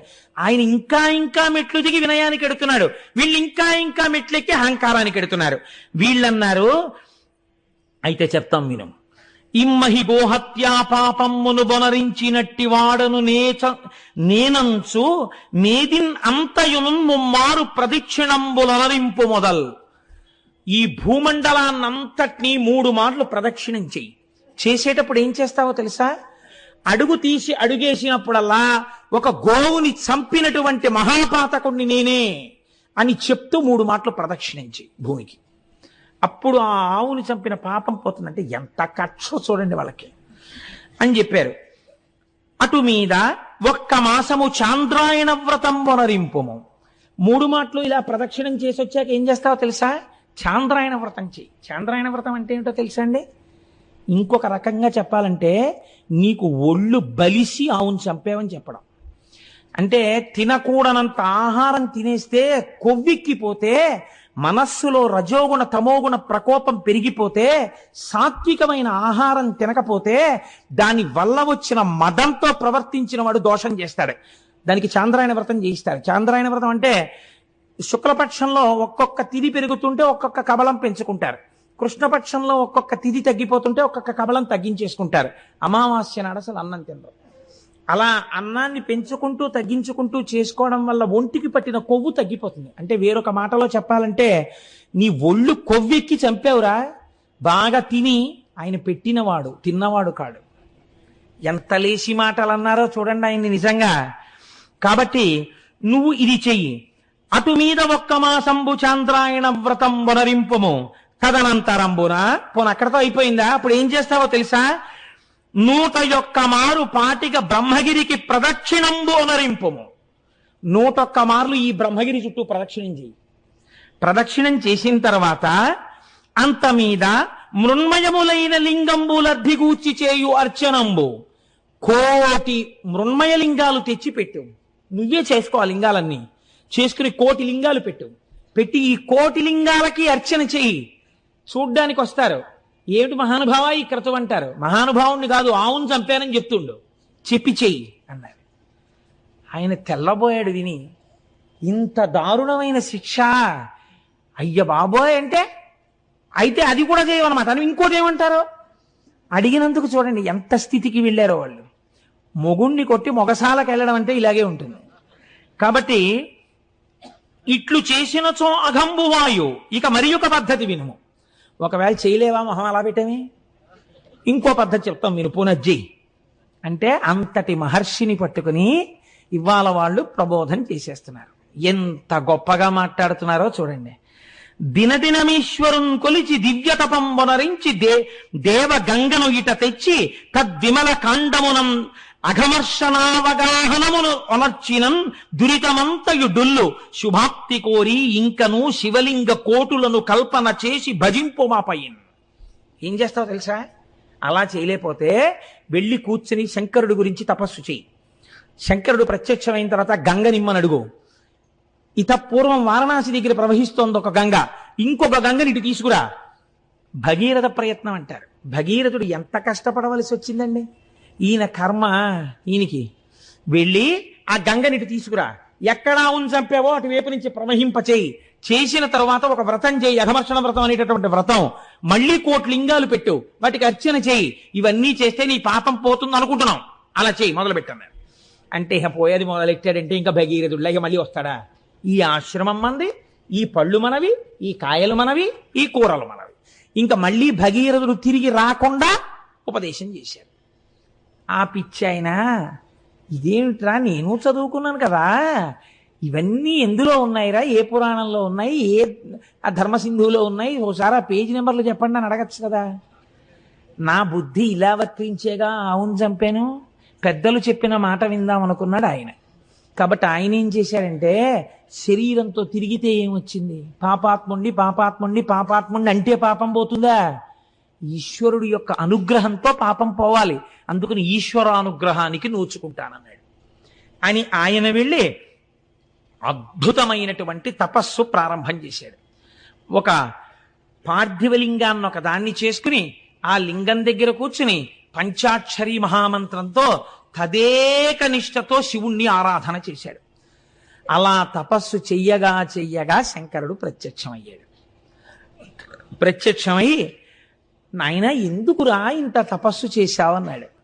అనగానే కన్నుల నీరు కారుస్తూ గౌతముడు అన్నాడు, ఈశ్వరా మీకు తెలియందేముంటుంది, నేను ఎంత పాపం చేశానండి, ఒక ఆవుని చంపేశాను. నేను చేసిన గోహత్యా పాపాన్ని నా నుంచి తీసి నేను పాపాత్ముడను కానన్న స్థితిని నాకు కల్పించండి అన్నాడు. శంకరుడు అన్నాడు ఒక్క నవ్వు నవ్వి, ధన్యుడా నీవు మౌనికుల తల్లజ పుణ్యుడవీవు పాప్నులవు నన్యులు నిన్ వెలార్చిరిటులక్కట అక్కసుతో అనన్య సామాన్య తదీయ దర్శన సమాగత పుణ్యగతిన్ పవిత్రమై మాన్యతత చిందుని ఈ జగము మద్వచనం వెంత నమునిమ్మిమై. అయ్యయ్యో పిచ్చాడా, ఇంత తపస్సు చేసి నా పాపం తీయమని అడుగుతున్నావా? నీకు పాపం ఉందనుకుంటున్నావా? అసలు నీకు పాపం లేదురా. నీకు పాపం ఉంది, నువ్వు గోహత్య చేశావని ఎవడు చెప్పాడు? దుర్మార్గులు రా వాళ్ళు. నిన్ను పాడు చేయడానికి ఇలా చెప్పారు, నీ మనస్సు పాడు చేయడానికి. నీకు పాపం లేదు నాయన. జగత్తులో ఎవడైనా గౌతమ మహర్షి అన్న పేరు పలికినా, గౌతమ మహర్షిని చూసినా వాడి పాపాలు పోతాయిరా. అంతటి పుణ్యాత్ముడవు నువ్వు, నిన్ను చూడ్డానికి నేనొచ్చాను నాయనా, నాకు పాపం ఉంది తీయమంటావేమిటి? వారలే గోఘ్నపాతకులు, వారే కృతఘ్నులు, గురుఘ్నపాంసనులు, వారలే ధర్మబాహిరులు, వారలే కుచ్చిత గర్హ్య కర్మఠులు, వారలే ఘాతకగ్రణులు, వారలే నృశంసులు, వారే జాల్ములెవ్వారులు నిన్ను పుణ్యునిటు వంచన చేసి కలంచిరోమది. బహుశః నాకు తెలిసి పరమశివుడు ఇన్ని తిట్లు తిట్టడం నేను ఎక్కడ వినలేదు. ఎక్కడ ఏ పురాణంలో ఏ సందర్భంలో తిట్టల. శివుడికి ఇంత ఆక్రోశం వచ్చి తిట్టాడంటే వాళ్ళు ఎంత పాపపు పని చేశారో మీరు ఆలోచించండి. నిన్ను ఇలా కష్టపెట్టి నువ్వు పాపాత్ముడివి, గోహత్య చేశావని నిన్ను బాధలు పెట్టిన వారు ఎటువంటి వారో తెలుసా? వారెల గోఘ్నపాతకులు, ఆవుని చంపిన వాళ్ళు విఘ్నేశ్వరుణ్ణి అడిగిన వాళ్ళు, అలాంటి పని చేయమని. వారే కృతజ్ఞ గురుఘ్న పాంసనులు, వాళ్ళు కృతజ్ఞులు, చేసిన ఉపకారం మర్చిపోయారు. వాళ్ళు గురుద్రోహులు, నువ్వు గురువువి, నీకు ద్రోహం చేశారు వాళ్ళు. వారలే ధర్మబాహిరులు, ధర్మం విడిచిపెట్టిన వాళ్ళు. వారలే కుచ్చిత గర్హ్య కర్మఠుల్, కుచ్చిత బుద్ధులున్న వాళ్ళు. వారలే ఘాతకాగ్రణులు, మహాఘాతకం చేసేటటువంటి వాళ్ళు. వారి నృశంసులు, అసలు తలుచుకోకూడనటువంటి వాళ్ళు, మనసులో స్థానమీయకూడని వాళ్ళు. వారే జల్ములెవ్వారులు నిన్ను పుణ్యనిట వంచిన చేసి కలంచిరోమదిన్. ఈశ్వరుడింత కోపం పెంచుకోవడానికి కారణం ఏమిటో తెలుసా అండి? ఇంత భక్తుడవైన నీ మనస్సు ఎందుకు పాడి చేశారా వాళ్ళు? దీనికి నాకింత కోపం వచ్చింది. భక్తుడైన వాడి మనస్సు పాడి చేస్తే వచ్చేటటువంటి శిక్ష అది. కాబట్టి ఇప్పుడు ఏమైంది అంటే ఆయన అన్నాడు, నీ దివ్య దృష్టిని చూడివని పరమేశ్వరుడు అవలోకింపచేసిన మునీశ్వరుడు అవలోకించి విస్మితుండై పరమేశ్వరుని చూసి, ఏమిటయ్యా గౌతమా, నీ చెప్పాలా ఎవరు చేశారో ఈ ద్రోహం?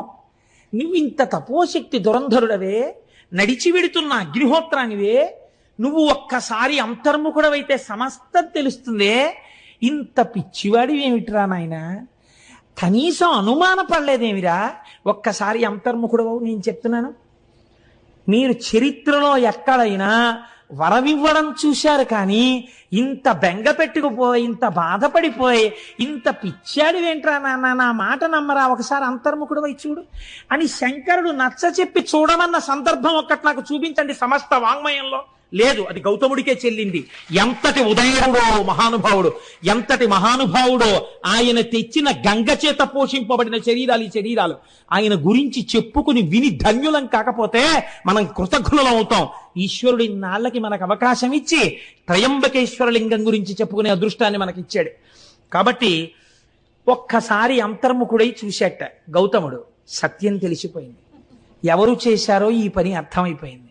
వెంటనే ఆయన కళ్ళు తెరిచి శంకరుణ్ణి చూసి అన్నాడు, ఉపకారమయునిరించెరి కృపానిధి నిజంబు వారు కించుకలైనని నీ కృపకున్ పాత్రమనైతిని నిపుడనై వడసి కొంటి నీ దర్శనమున్. ఆహాహాహా, నాకెంత ఉపకారం చేశారయ్యా వాళ్ళు పరమేశ్వర. వాళ్ళు నన్ను ఇలా తిట్టకపోతే, వాళ్ళు నన్ను ఇలా తోసేయకపోతే, నేను ఇలా తపస్సు చేసి నిన్ను ప్రత్యక్షం చేసుకుంటానా? నిన్ను చూడాలి, నా పాపం పోవాలని ఎంత కఠోరంగా తపస్సు చేశాను, ఎంత మనస్సు పెట్టి తపస్సు చేశాను.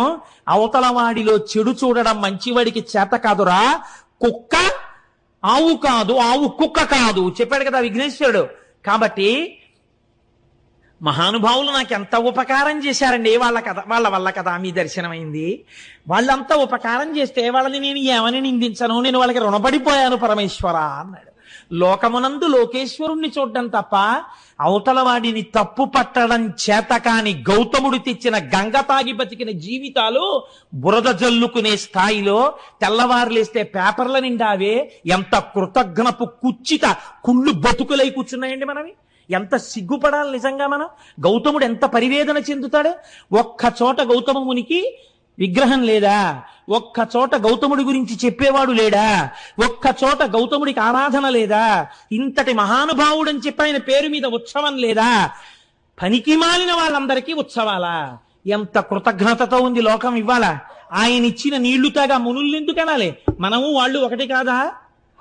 కాబట్టి ఇప్పుడు ఈ మాట చెప్పి ఆయన అన్నాడు, అయినా కూడా అని ఆనందించి చొక్కియున్నంత వరంబిచ్చదా కోరుకొనమనుడు. ఏమిటో ఇంత మంచితనం ఏమిటో. సరే, అయిందేదో అయిపోయింది.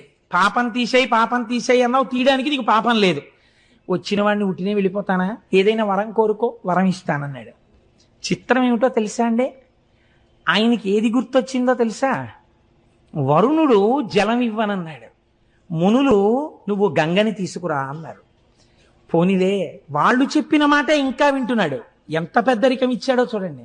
ఇప్పుడు వాళ్ళు చెప్పిన మాట మనం అడిగితే శివుడు కోపడతాడేమో, ఇంకా నీకేం బుర్రలేదా, వాళ్ళు చెప్పిన మాటలే అడుగుతున్నావు, సర్వజ్ఞుడు కదా అని అనుకోలేదు. మహానుభావం. నిజమైన కృతజ్ఞత అంటే ఇది. నన్ను వాళ్ళు పంపించబట్టి మీ దర్శనమైందండి లొల్లి మాట్లాడటం లేదు. నిజంగా వాళ్ళు ఎంత పుణ్యాత్ములో, ఎంత ఉపకారం చేశారో, నేను వాళ్ళ చెప్పిన మాటలే గట్టిగా పట్టుకోవాలనుకుంటున్నాడు. అంటే పైకి ఒక మాట, లోపల ఒక భావన కాదు. నిజంగా లోకంలో అవతల వాడి యందు దుష్టత్వం చూడడం చేత కానివాడు. కాబట్టి ఇప్పుడు ఆయన ఏమడిగాడో తెలుసా అండి ఆయన్ని? అయ్యా, మీరు నిజంగా నన్ను కానీ అనుగ్రహించాలనుకుంటే ఒక్కసారి మీ జటాజూటంలో ఉన్న గంగని విడిచిపెట్టండి, నేను ఆంధ్రదేశానికి తీసుకెడతానన్నాడు. అనగానేట గభాలన గంగ పైనుంచి కిందకి దూకిందిట స్త్రీ రూపంలో. తల్లి తెల్లటి వస్త్రాలతో నిలబడేటప్పటికీ ఇవన్నీ గౌతముడు కోరుకున్నవి కావు. గంగా దర్శనం అయింది ఆయనకి. వెంటనే 2 చేతులు ముకిలించన్నట్ట, తల్లిలో ధన్యపు పుణ్యపు ముల్లోకములకు శుద్ధి ఒనరించదవు ఉత్పుల్లాబ్జలోచన, నన్ను చల్లగా నిర్మలుని చేయు శంకరు రాణి, ఓ శంకరుడి రాణి. అమ్మా, పుల్లాబ్జలోచన, తామరపూల వంటి కనులున్నదానా, తల్లి లోకాలన్నింటినీ రక్షించేదానా, పాపాలు కడిగేదానా, నన్ను నిర్మలుణ్ణి చెయ్యమ్మా అన్నాడు ఆయన. ఇంకా గంగలో స్నానం చేసి తను నిర్మలత్వం పొందాలని. అంటే ఆ తల్లి అంది, తప్పకుండానయ్యా, నీకు అభిషేకము గూరిచి వీక చనిద శివుని తలకు వేగ ననగ బల్ వ్యాకులితుడంగగు మునినవలోకించి శివుండనియే నిలువుమని గంగన్. ఆవిడంది, నువ్వు కోరుకున్నట్లుగా ఇక్కడొక్కసారి నేను ఆగుతాను, నీటి రూపంలో నీ తల మీద పడతాను. అంటే నీకు గంగా స్నానం అయిపోయింది కదా, నువ్వు నిర్మలుడు అయిపోయినట్టే కదా, ఇంకేం కావాలి? నువ్వేమడిగావు? నన్ను నిర్మలుణ్ణి చేయమన్నావు, నేను ఒక్కసారి నీ తల మీద పడతాను, అభిషేకం అయిపోతుంది. కాబట్టి గంగా స్నానం అయిపోయింది. నీకు స్నానం అవుతుందని లేదా ఆవిడ, నీకు అభిషేకం అవుతుందండి, అయిపోతుంది. కాబట్టి నీవు కోరుకున్నట్టు పోని గంగా స్నానం అయిపోయింది కదా, నేను వెంటనే మళ్ళీ శివుడి తల మీదకి ఎక్కేస్తాను, ఇంకొక మారు భూమి మీద ప్రవహించాను. ఒక్కసారి ప్రవహించినందుకు ఎంతమంది వచ్చి స్నానాలు చేసి పాపాలు వదులుతున్నారో చూస్తున్నాను. మళ్ళీ ఇంకో పాయ వద్దు బాబోయ్, మళ్ళీ తల మీదకి వెళ్ళిపోతానండి. అంటే ఆయన అన్నాడు, అమ్మా నేను అది కాదు కదమ్మా అడిగింది, లోకానికి అంతటికీ సుభిక్షం కావాలమ్మా, నువ్వు ప్రవహించాలని కదా తల్లి నేను కోరింది అన్నాడు. అంటే ఆవిడంది అటు ఇటు చూసి, ఈ మాట వినేటట్టు లేడు, ఈయనకి వరం ఇచ్చినవాడు మా శంకరుడేమో భోళా శంకరుడు, ఈయనేమో కుదరదంటాడు ఎలాగోనని, ఈయన కుదరదు గంగా నువ్వు ప్రవహించనే లోపల మనమేమో నియమం పెట్టేస్తే గొడవ వదిలిపోతుందని శంకరుడి వంక చూసింది. ఏమంటే ఆయన తప్పకుండా ప్రవహించమంటున్నాడు, నేను ప్రవహిస్తాను, మీరు లింగ రూపంలో ఇక్కడ వెలియండి, మీరు ఇక్కడ లింగ రూపంలో ఉండండి, నేను ఇక్కడి నుంచి ప్రవహిస్తాను, ప్రవహించి వెడతాను. 33 కోట్ల మంది దేవతలు కూడా నా ప్రవాహం ఎటు వెడుతుందో అటు ఉండాలి. అంటే ఆయన అన్నాడు, తప్పకుండా అలాగే ఉంటాను గంగా అన్నాడు. ఆయన ఎంత భక్తవ శంకరుడో ఆయన చూడండి, తప్పకుండా ఉంటాను లింగ రూపంలో ఉన్నాడు. దేవతలందరూ పరుగు పరుగును వచ్చి మన్ని కూడా ఉండమంటాడో ఏమిటో. భీమహా, నిన్ననే కదా విన్నాం, ఆయన శాసనం కాదనకూడదు. వాళ్ళు వచ్చి అన్నారు, అమ్మ అమ్మ అమ్మ అమ్మ మాకు మాత్రం ఒక ఎగ్జంప్షన్ ఇయ్యమ్మా, ఏడాదికి ఓ రోజు వచ్చి ఇక్కడ కూర్చుంటాం. 2 పుష్కరాలు వచ్చినప్పుడు ఏడాది అంతా ఉంటాం. 365 రోజులు ఇక్కడే కూర్చుని ఉండమని మాత్రం నియమం పెట్టకమ్మా, మమ్మల్ని వదిలే, అందరి బదులు మహానుభావుడు పరబ్రహ్మం పరమశివుడు ఉంటున్నాడు కదా తల్లి లింగ రూపంలో, మమ్మల్ని వదిలేయమ్మా అన్నారు. సరే, పుష్కరాల్లో వచ్చి ఏడాది ఉండండి, సంవత్సరానికి ఓ రోజు వచ్చి ఈ తటంలో కూర్చోండి, అలాగే కూర్చుంటా ఉన్నారు. అన్న తర్వాత ఇప్పుడు ఆ గౌతముని పేరు మీద వెడుతున్నటువంటి గంగ పాయ కనుక దీనిని గౌతమి అని పిలుస్తారయ్యా, ఇదిగో ఈ గౌతమి ప్రవహిస్తుంది అన్నారు. ఇప్పుడు స్వామి త్రయంబకుడు అన్న పేరుతో అక్కడ వెలిశాడు. మిగిలినటువంటి లింగాలకు ఒక్కొక్క దానికి ఒక్కొక్క పేరుంది. ఇక్కడ వెలిసినటువంటి శివలింగానికి త్రయంబక లింగము అని పేరు. అలా ఎందుకంటారో తెలుసా అండి? ఇది పరమశివుని యొక్క అపారమైన కారుణ్యాన్ని, ఆయన సౌలభ్యాన్ని తెలియచేస్తుంది. అప్పై దీక్షితులు వారని మనకి ఒక మహాపండితుడు ఒక ఆయన ఉన్నారు. వారు ఎంతగా శివోపాసన చేశారో అటువంటి వారికి ఒకానొకప్పుడు ఒక ఆలోచన వచ్చింది. అసలు నిజంగా నా మనస్సు శివుణ్ణి పట్టుకున్నది నిజమైతే ఎలా తెలియాలి? నిద్రపోతున్నప్పుడు కూడా శివుణ్ణే తలుచుకుంటూ ఉండాలి, కానీ నిద్రపోతున్నప్పుడు నేను అలా తలుచుకున్నానో లేదో నాకు తెలియదే. రెండోది ఏమిటి? నాకు పిచ్చెక్కితే నేను శివుడి గురించే మాట్లాడుతూ ఉండాలి పిచ్చిలో. అప్పుడు మిగిలిన వాళ్ళు వింటారు నాకు పిచ్చెక్కిన. విని నేను పిచ్చెక్కినప్పుడు ఏం మాట్లాడుతున్నానో వాళ్ళు చెప్తే నేను శివుడి గురించే మాట్లాడితే నేను శివభక్తుడిని అయినట్టు అని శిష్యుల్ని పిలిచి అన్నారు, ఒరే ఆ గూట్లో పిచ్చెక్కే మందుంది, అది పట్టుకురండి, నేను తాగేస్తాను. నాకు ఒక 2 గంటల పాటు ఆ పిచ్చిలో నన్ను ఉండనివ్వండి. నేను పిచ్చిలో ఉన్నప్పుడు ఏం మాట్లాడుతుంటానో మీరు రాయండి జాగ్రత్తగా కిటికీ దగ్గర కూర్చుని. ఓ 2 గంటలు అయిపోయిన తర్వాత లోపలికి రండి, ఇదిగో అటువైపు కిటికీలో ఇంకో మందు ఉంది, అది పోసేయండి నా నోట్లో, నా పిచ్చి తగ్గిపోతుంది. తగ్గిపోయిన తర్వాత నేను పిచ్చిలో ఏం మాట్లాడానో నాకు చూపించండి రా అన్నారు. దీన్నే పిచ్చెక్కినప్పుడు అప్పై దీక్షితుల వారు చేసినటువంటి స్తోత్రాల్ని ఉన్మత్త పంచశతి అని పిలుస్తారు. ఆయన పిచ్చిలో మాట్లాడారు. ఆయన పిచ్చిలో పరమశివుడి గురించి ఏమని మాట్లాడారో తెలుసా అండి? ఒక శ్లోకం ఉన్మత్త పంచశతిలో, అర్కద్రోణ ప్రభృతి కుసుమైరచనం తే విధేయం ప్రాప్యంతే నస్మరహర ఫలం మోక్ష సామ్రాజ్యలక్ష్మీ ఏతజ్జానన్నపి శివ శివ వ్యర్థయన్ కాలమాత్మన్ ఆత్మద్రోహీకరణ వివశో భూయ సాధపతాని. ఆ ఉన్మత్త పంచశతిలోంచి ఒక శ్లోకం ఇది. ఆయన అన్నారు, ఈశ్వర, ప్రపంచంలో ఎవడైనా చాలా గొప్ప కోరిక తీర్చాలి అని అనుకుంటే దానికి తగిన పూజ అడుగుతాడు. నువ్వేమడిగావు? జిల్లేడు పువ్వులతో పూజ అడిగావు. ఎవరైనా జిల్లేడు పూలు కోసుకుంటుంటే మీరు ఎందుకండి జిల్లేడు పూలు కోసేస్తున్నారని ఎవరు అడగరు. ఆ పనికి మాలిన అన్ని ప్రదేశాల్లోనూ జిల్లేడు ఉంటుంది కాబట్టి లోకమంతా విడిచిపెట్టేసినటువంటి చెట్టు యొక్క పూలు నీకు కావాలి. రెండోది ద్రోణి, అర్క, ద్రోణ పుష్పం అంటే తుమ్మి పువ్వు. రెండోది నీకు తుమ్మి పువ్వు కావాలి. ఈ 2 ఎవ్వరూ అడగరు, ఎవ్వరూ కొయ్యరు, ఎవరూ దండలు కట్టరు, ఎవరూ సిగలో పెట్టుకోరు. అది ఇంతంత బంతుల్లో ఉంటుంది. ఆ బంతుల్లోంచి ఇంతంత పువ్వు బయటికి వస్తుంది, ఇంతే ఉంటుంది. శ్రీకాళహస్తిలో బయట అమ్ముతుంటారు ఈ తుమ్మి పూలు. కాబట్టి నీకు ఈ తుమ్మి పూలు వేస్తే చాలు, ఈ జిల్లేడు పూలు వేస్తే చాలు. ప్రపంచంలో ఎవ్వరూ కోరుకోనివి, ఒకవేళ ఎవరైనా వచ్చి కోసుకుంటున్నా అదేంటబ్బాయి అలా కోసేస్తున్నావు అని అననివి, ఇంత చౌకబారుగా దొరికేవి ఈ రెండింటినీ నువ్వు పుచ్చుకుని ప్రాప్యంతే నస్మరహర ఫలం మోక్ష సామ్రాజ్యలక్ష్మీ. ఏమిస్తావు? ఓ రూపాయో పావలో ఇవ్వడం కాదు, ఒక్క తుమ్మి పువ్వు వేస్తే, ఒక్క జిల్లేడు పువ్వు వేస్తే మోక్షం ఇచ్చేస్తావు. మోక్ష సామ్రాజ్యలక్ష్మీ ఏతజ్జానన్నపి శివ శివ వ్యర్థయన్ కాలమాత్మన్. ఇంత అనుగ్రహ ప్రదాతవై నువ్వుంటే ఒక్క జిల్లేడు పువ్వు, ఒక్క తుమ్మి పువ్వు తెచ్చి నీ పాదాల మీదేసి శివా శివా అని నేను అనను. నేనేం చేస్తుంటాను? మిగిలిన పనికిమాలిన పనులన్నీ చేస్తుంటాను. ఈ 2 పనులు చేసినట్టుగా నాకు కనపడదు. శివ శివానను, ఈ 2 పువ్వులతో నీకు పూజ చెయ్యను. ఆత్మద్రోహీకరణ వివశో భూయసాధపతాని. నా అంత ఆత్మద్రోహి ఇంకెక్కడుంటాడు? ఇంత సులభుడవు నువ్వు, ఆ పని కూడా చెయ్యలేని ఆత్మద్రోహిని నేను, నాకు నేను ద్రోహం చేసుకుంటున్నాను పూజ చెయ్యకుండా అని మహానుభావుడు అప్పై దీక్షితుల వారు ఉన్మత్త పంచశతిలో మాట్లాడతారు. పిచ్చి తగ్గిపోయిన తర్వాత శిష్యుల శ్లోకాలు చదివితే పర్వాలేదైతే నా మనస్సు శివుణ్ణి పట్టుకుందన్నారు ఆయన. అలా ఎంతటి సులభుడో చూడండి. త్రయంబకేశ్వరుడిగా వెలిశాడు. త్రయంబకుడు వెలిసిన తర్వాత గౌతమి అన్న పేరుతో గౌతమ మహర్షి పేరు మీద గంగ వెళ్ళిపోతోంది. వెళ్ళిపోతుంటే అక్కడ ఉన్నటువంటి మునులు, ఇప్పటి వరకు ఏ మునులైతే గౌతమ మహర్షిని పో అని తరిమేశారో వీళ్ళందరూ ఒరే శివుడి జటాజూటంలోంచి గంగ కింద పడిందిట మళ్ళీని, కాబట్టి గబగబా వెళ్ళి మనందరం స్నానం చేద్దాం రండని మళ్ళీ గబగబా వచ్చేసారు. ఉత్తరీయాలు కట్టేసుకున్నారు, మళ్ళీ గబగబా మంత్రాలు చెప్పేసుకుంటున్నారు, స్నాన మంత్రాలు. అందులో మునిగేద్దామని భార్యలతోటి శిష్యులతోటి దిగుతున్నారు. చూసిందిట గంగా నది. ఆయన పేరు మీద పుట్టితే మళ్ళీ ఇందులో కూడా స్నానం చేసి పాపాలు పోగొట్టేసుకుందాం అనుకుంటున్నారా? ధూర్తులారా అని కని ధుని ఘోరపాతకులు కష్మలలెందు కృతజ్ఞమూర్తులీమునుల ఏవమిక ముట్టగ వచ్చిరి వీరు తాకునోర్వను కనరాకపోదునని వైళమలంగి అదృశ్యమయ్యే అంతనెకని గౌతముండకట తల్లిరో పోయితే పాసి నీసుతున్. ఆవిడ వెంటనే మునులు స్నానానికి దిగుతుంటే అంతర్ధానం అయిపోయింది. అక్కడ ఉన్న నదీ ప్రవాహం హఠాత్తుగా మాయమైపోయింది, అంతే మట్టి అయిపోయింది. తడి కూడా లేదు, అది విచిత్రం. మళ్ళీ ఎండిపోయిన భూమి అయిపోయింది. ఎందుకని?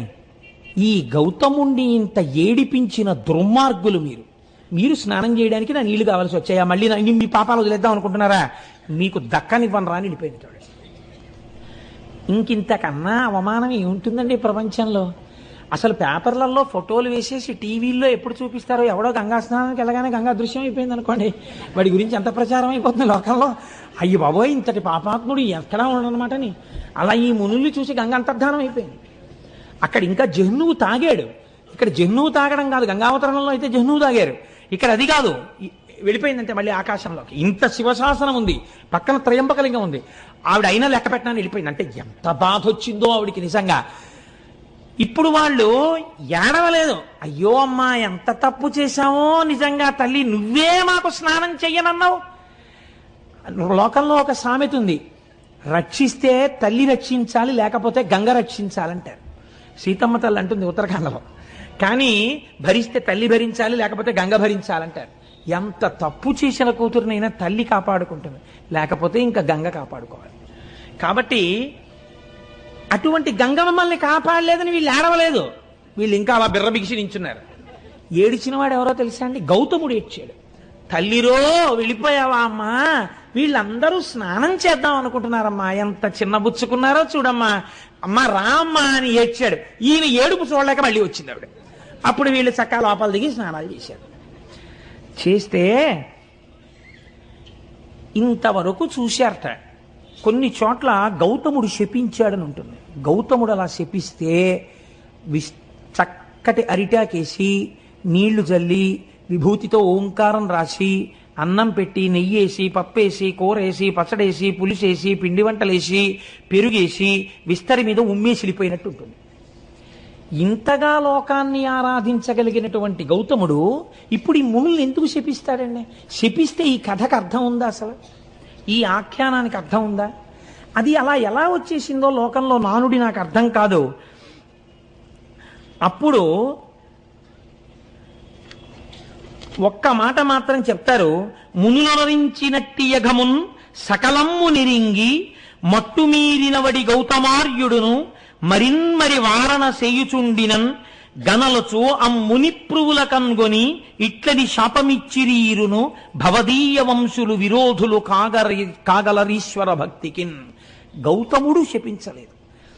తమ గురువుగారు ఇంత చేసినా సరే, గంగా స్నానాన్ని మళ్ళీ ఏర్పాటు చేసినా సరే, స్నానం చేసి వచ్చి క్షమార్పణ చెప్పి ఆయన కాళ్ళు పట్టని మునులను చూసి గౌతమ శిష్యులు శపించారు.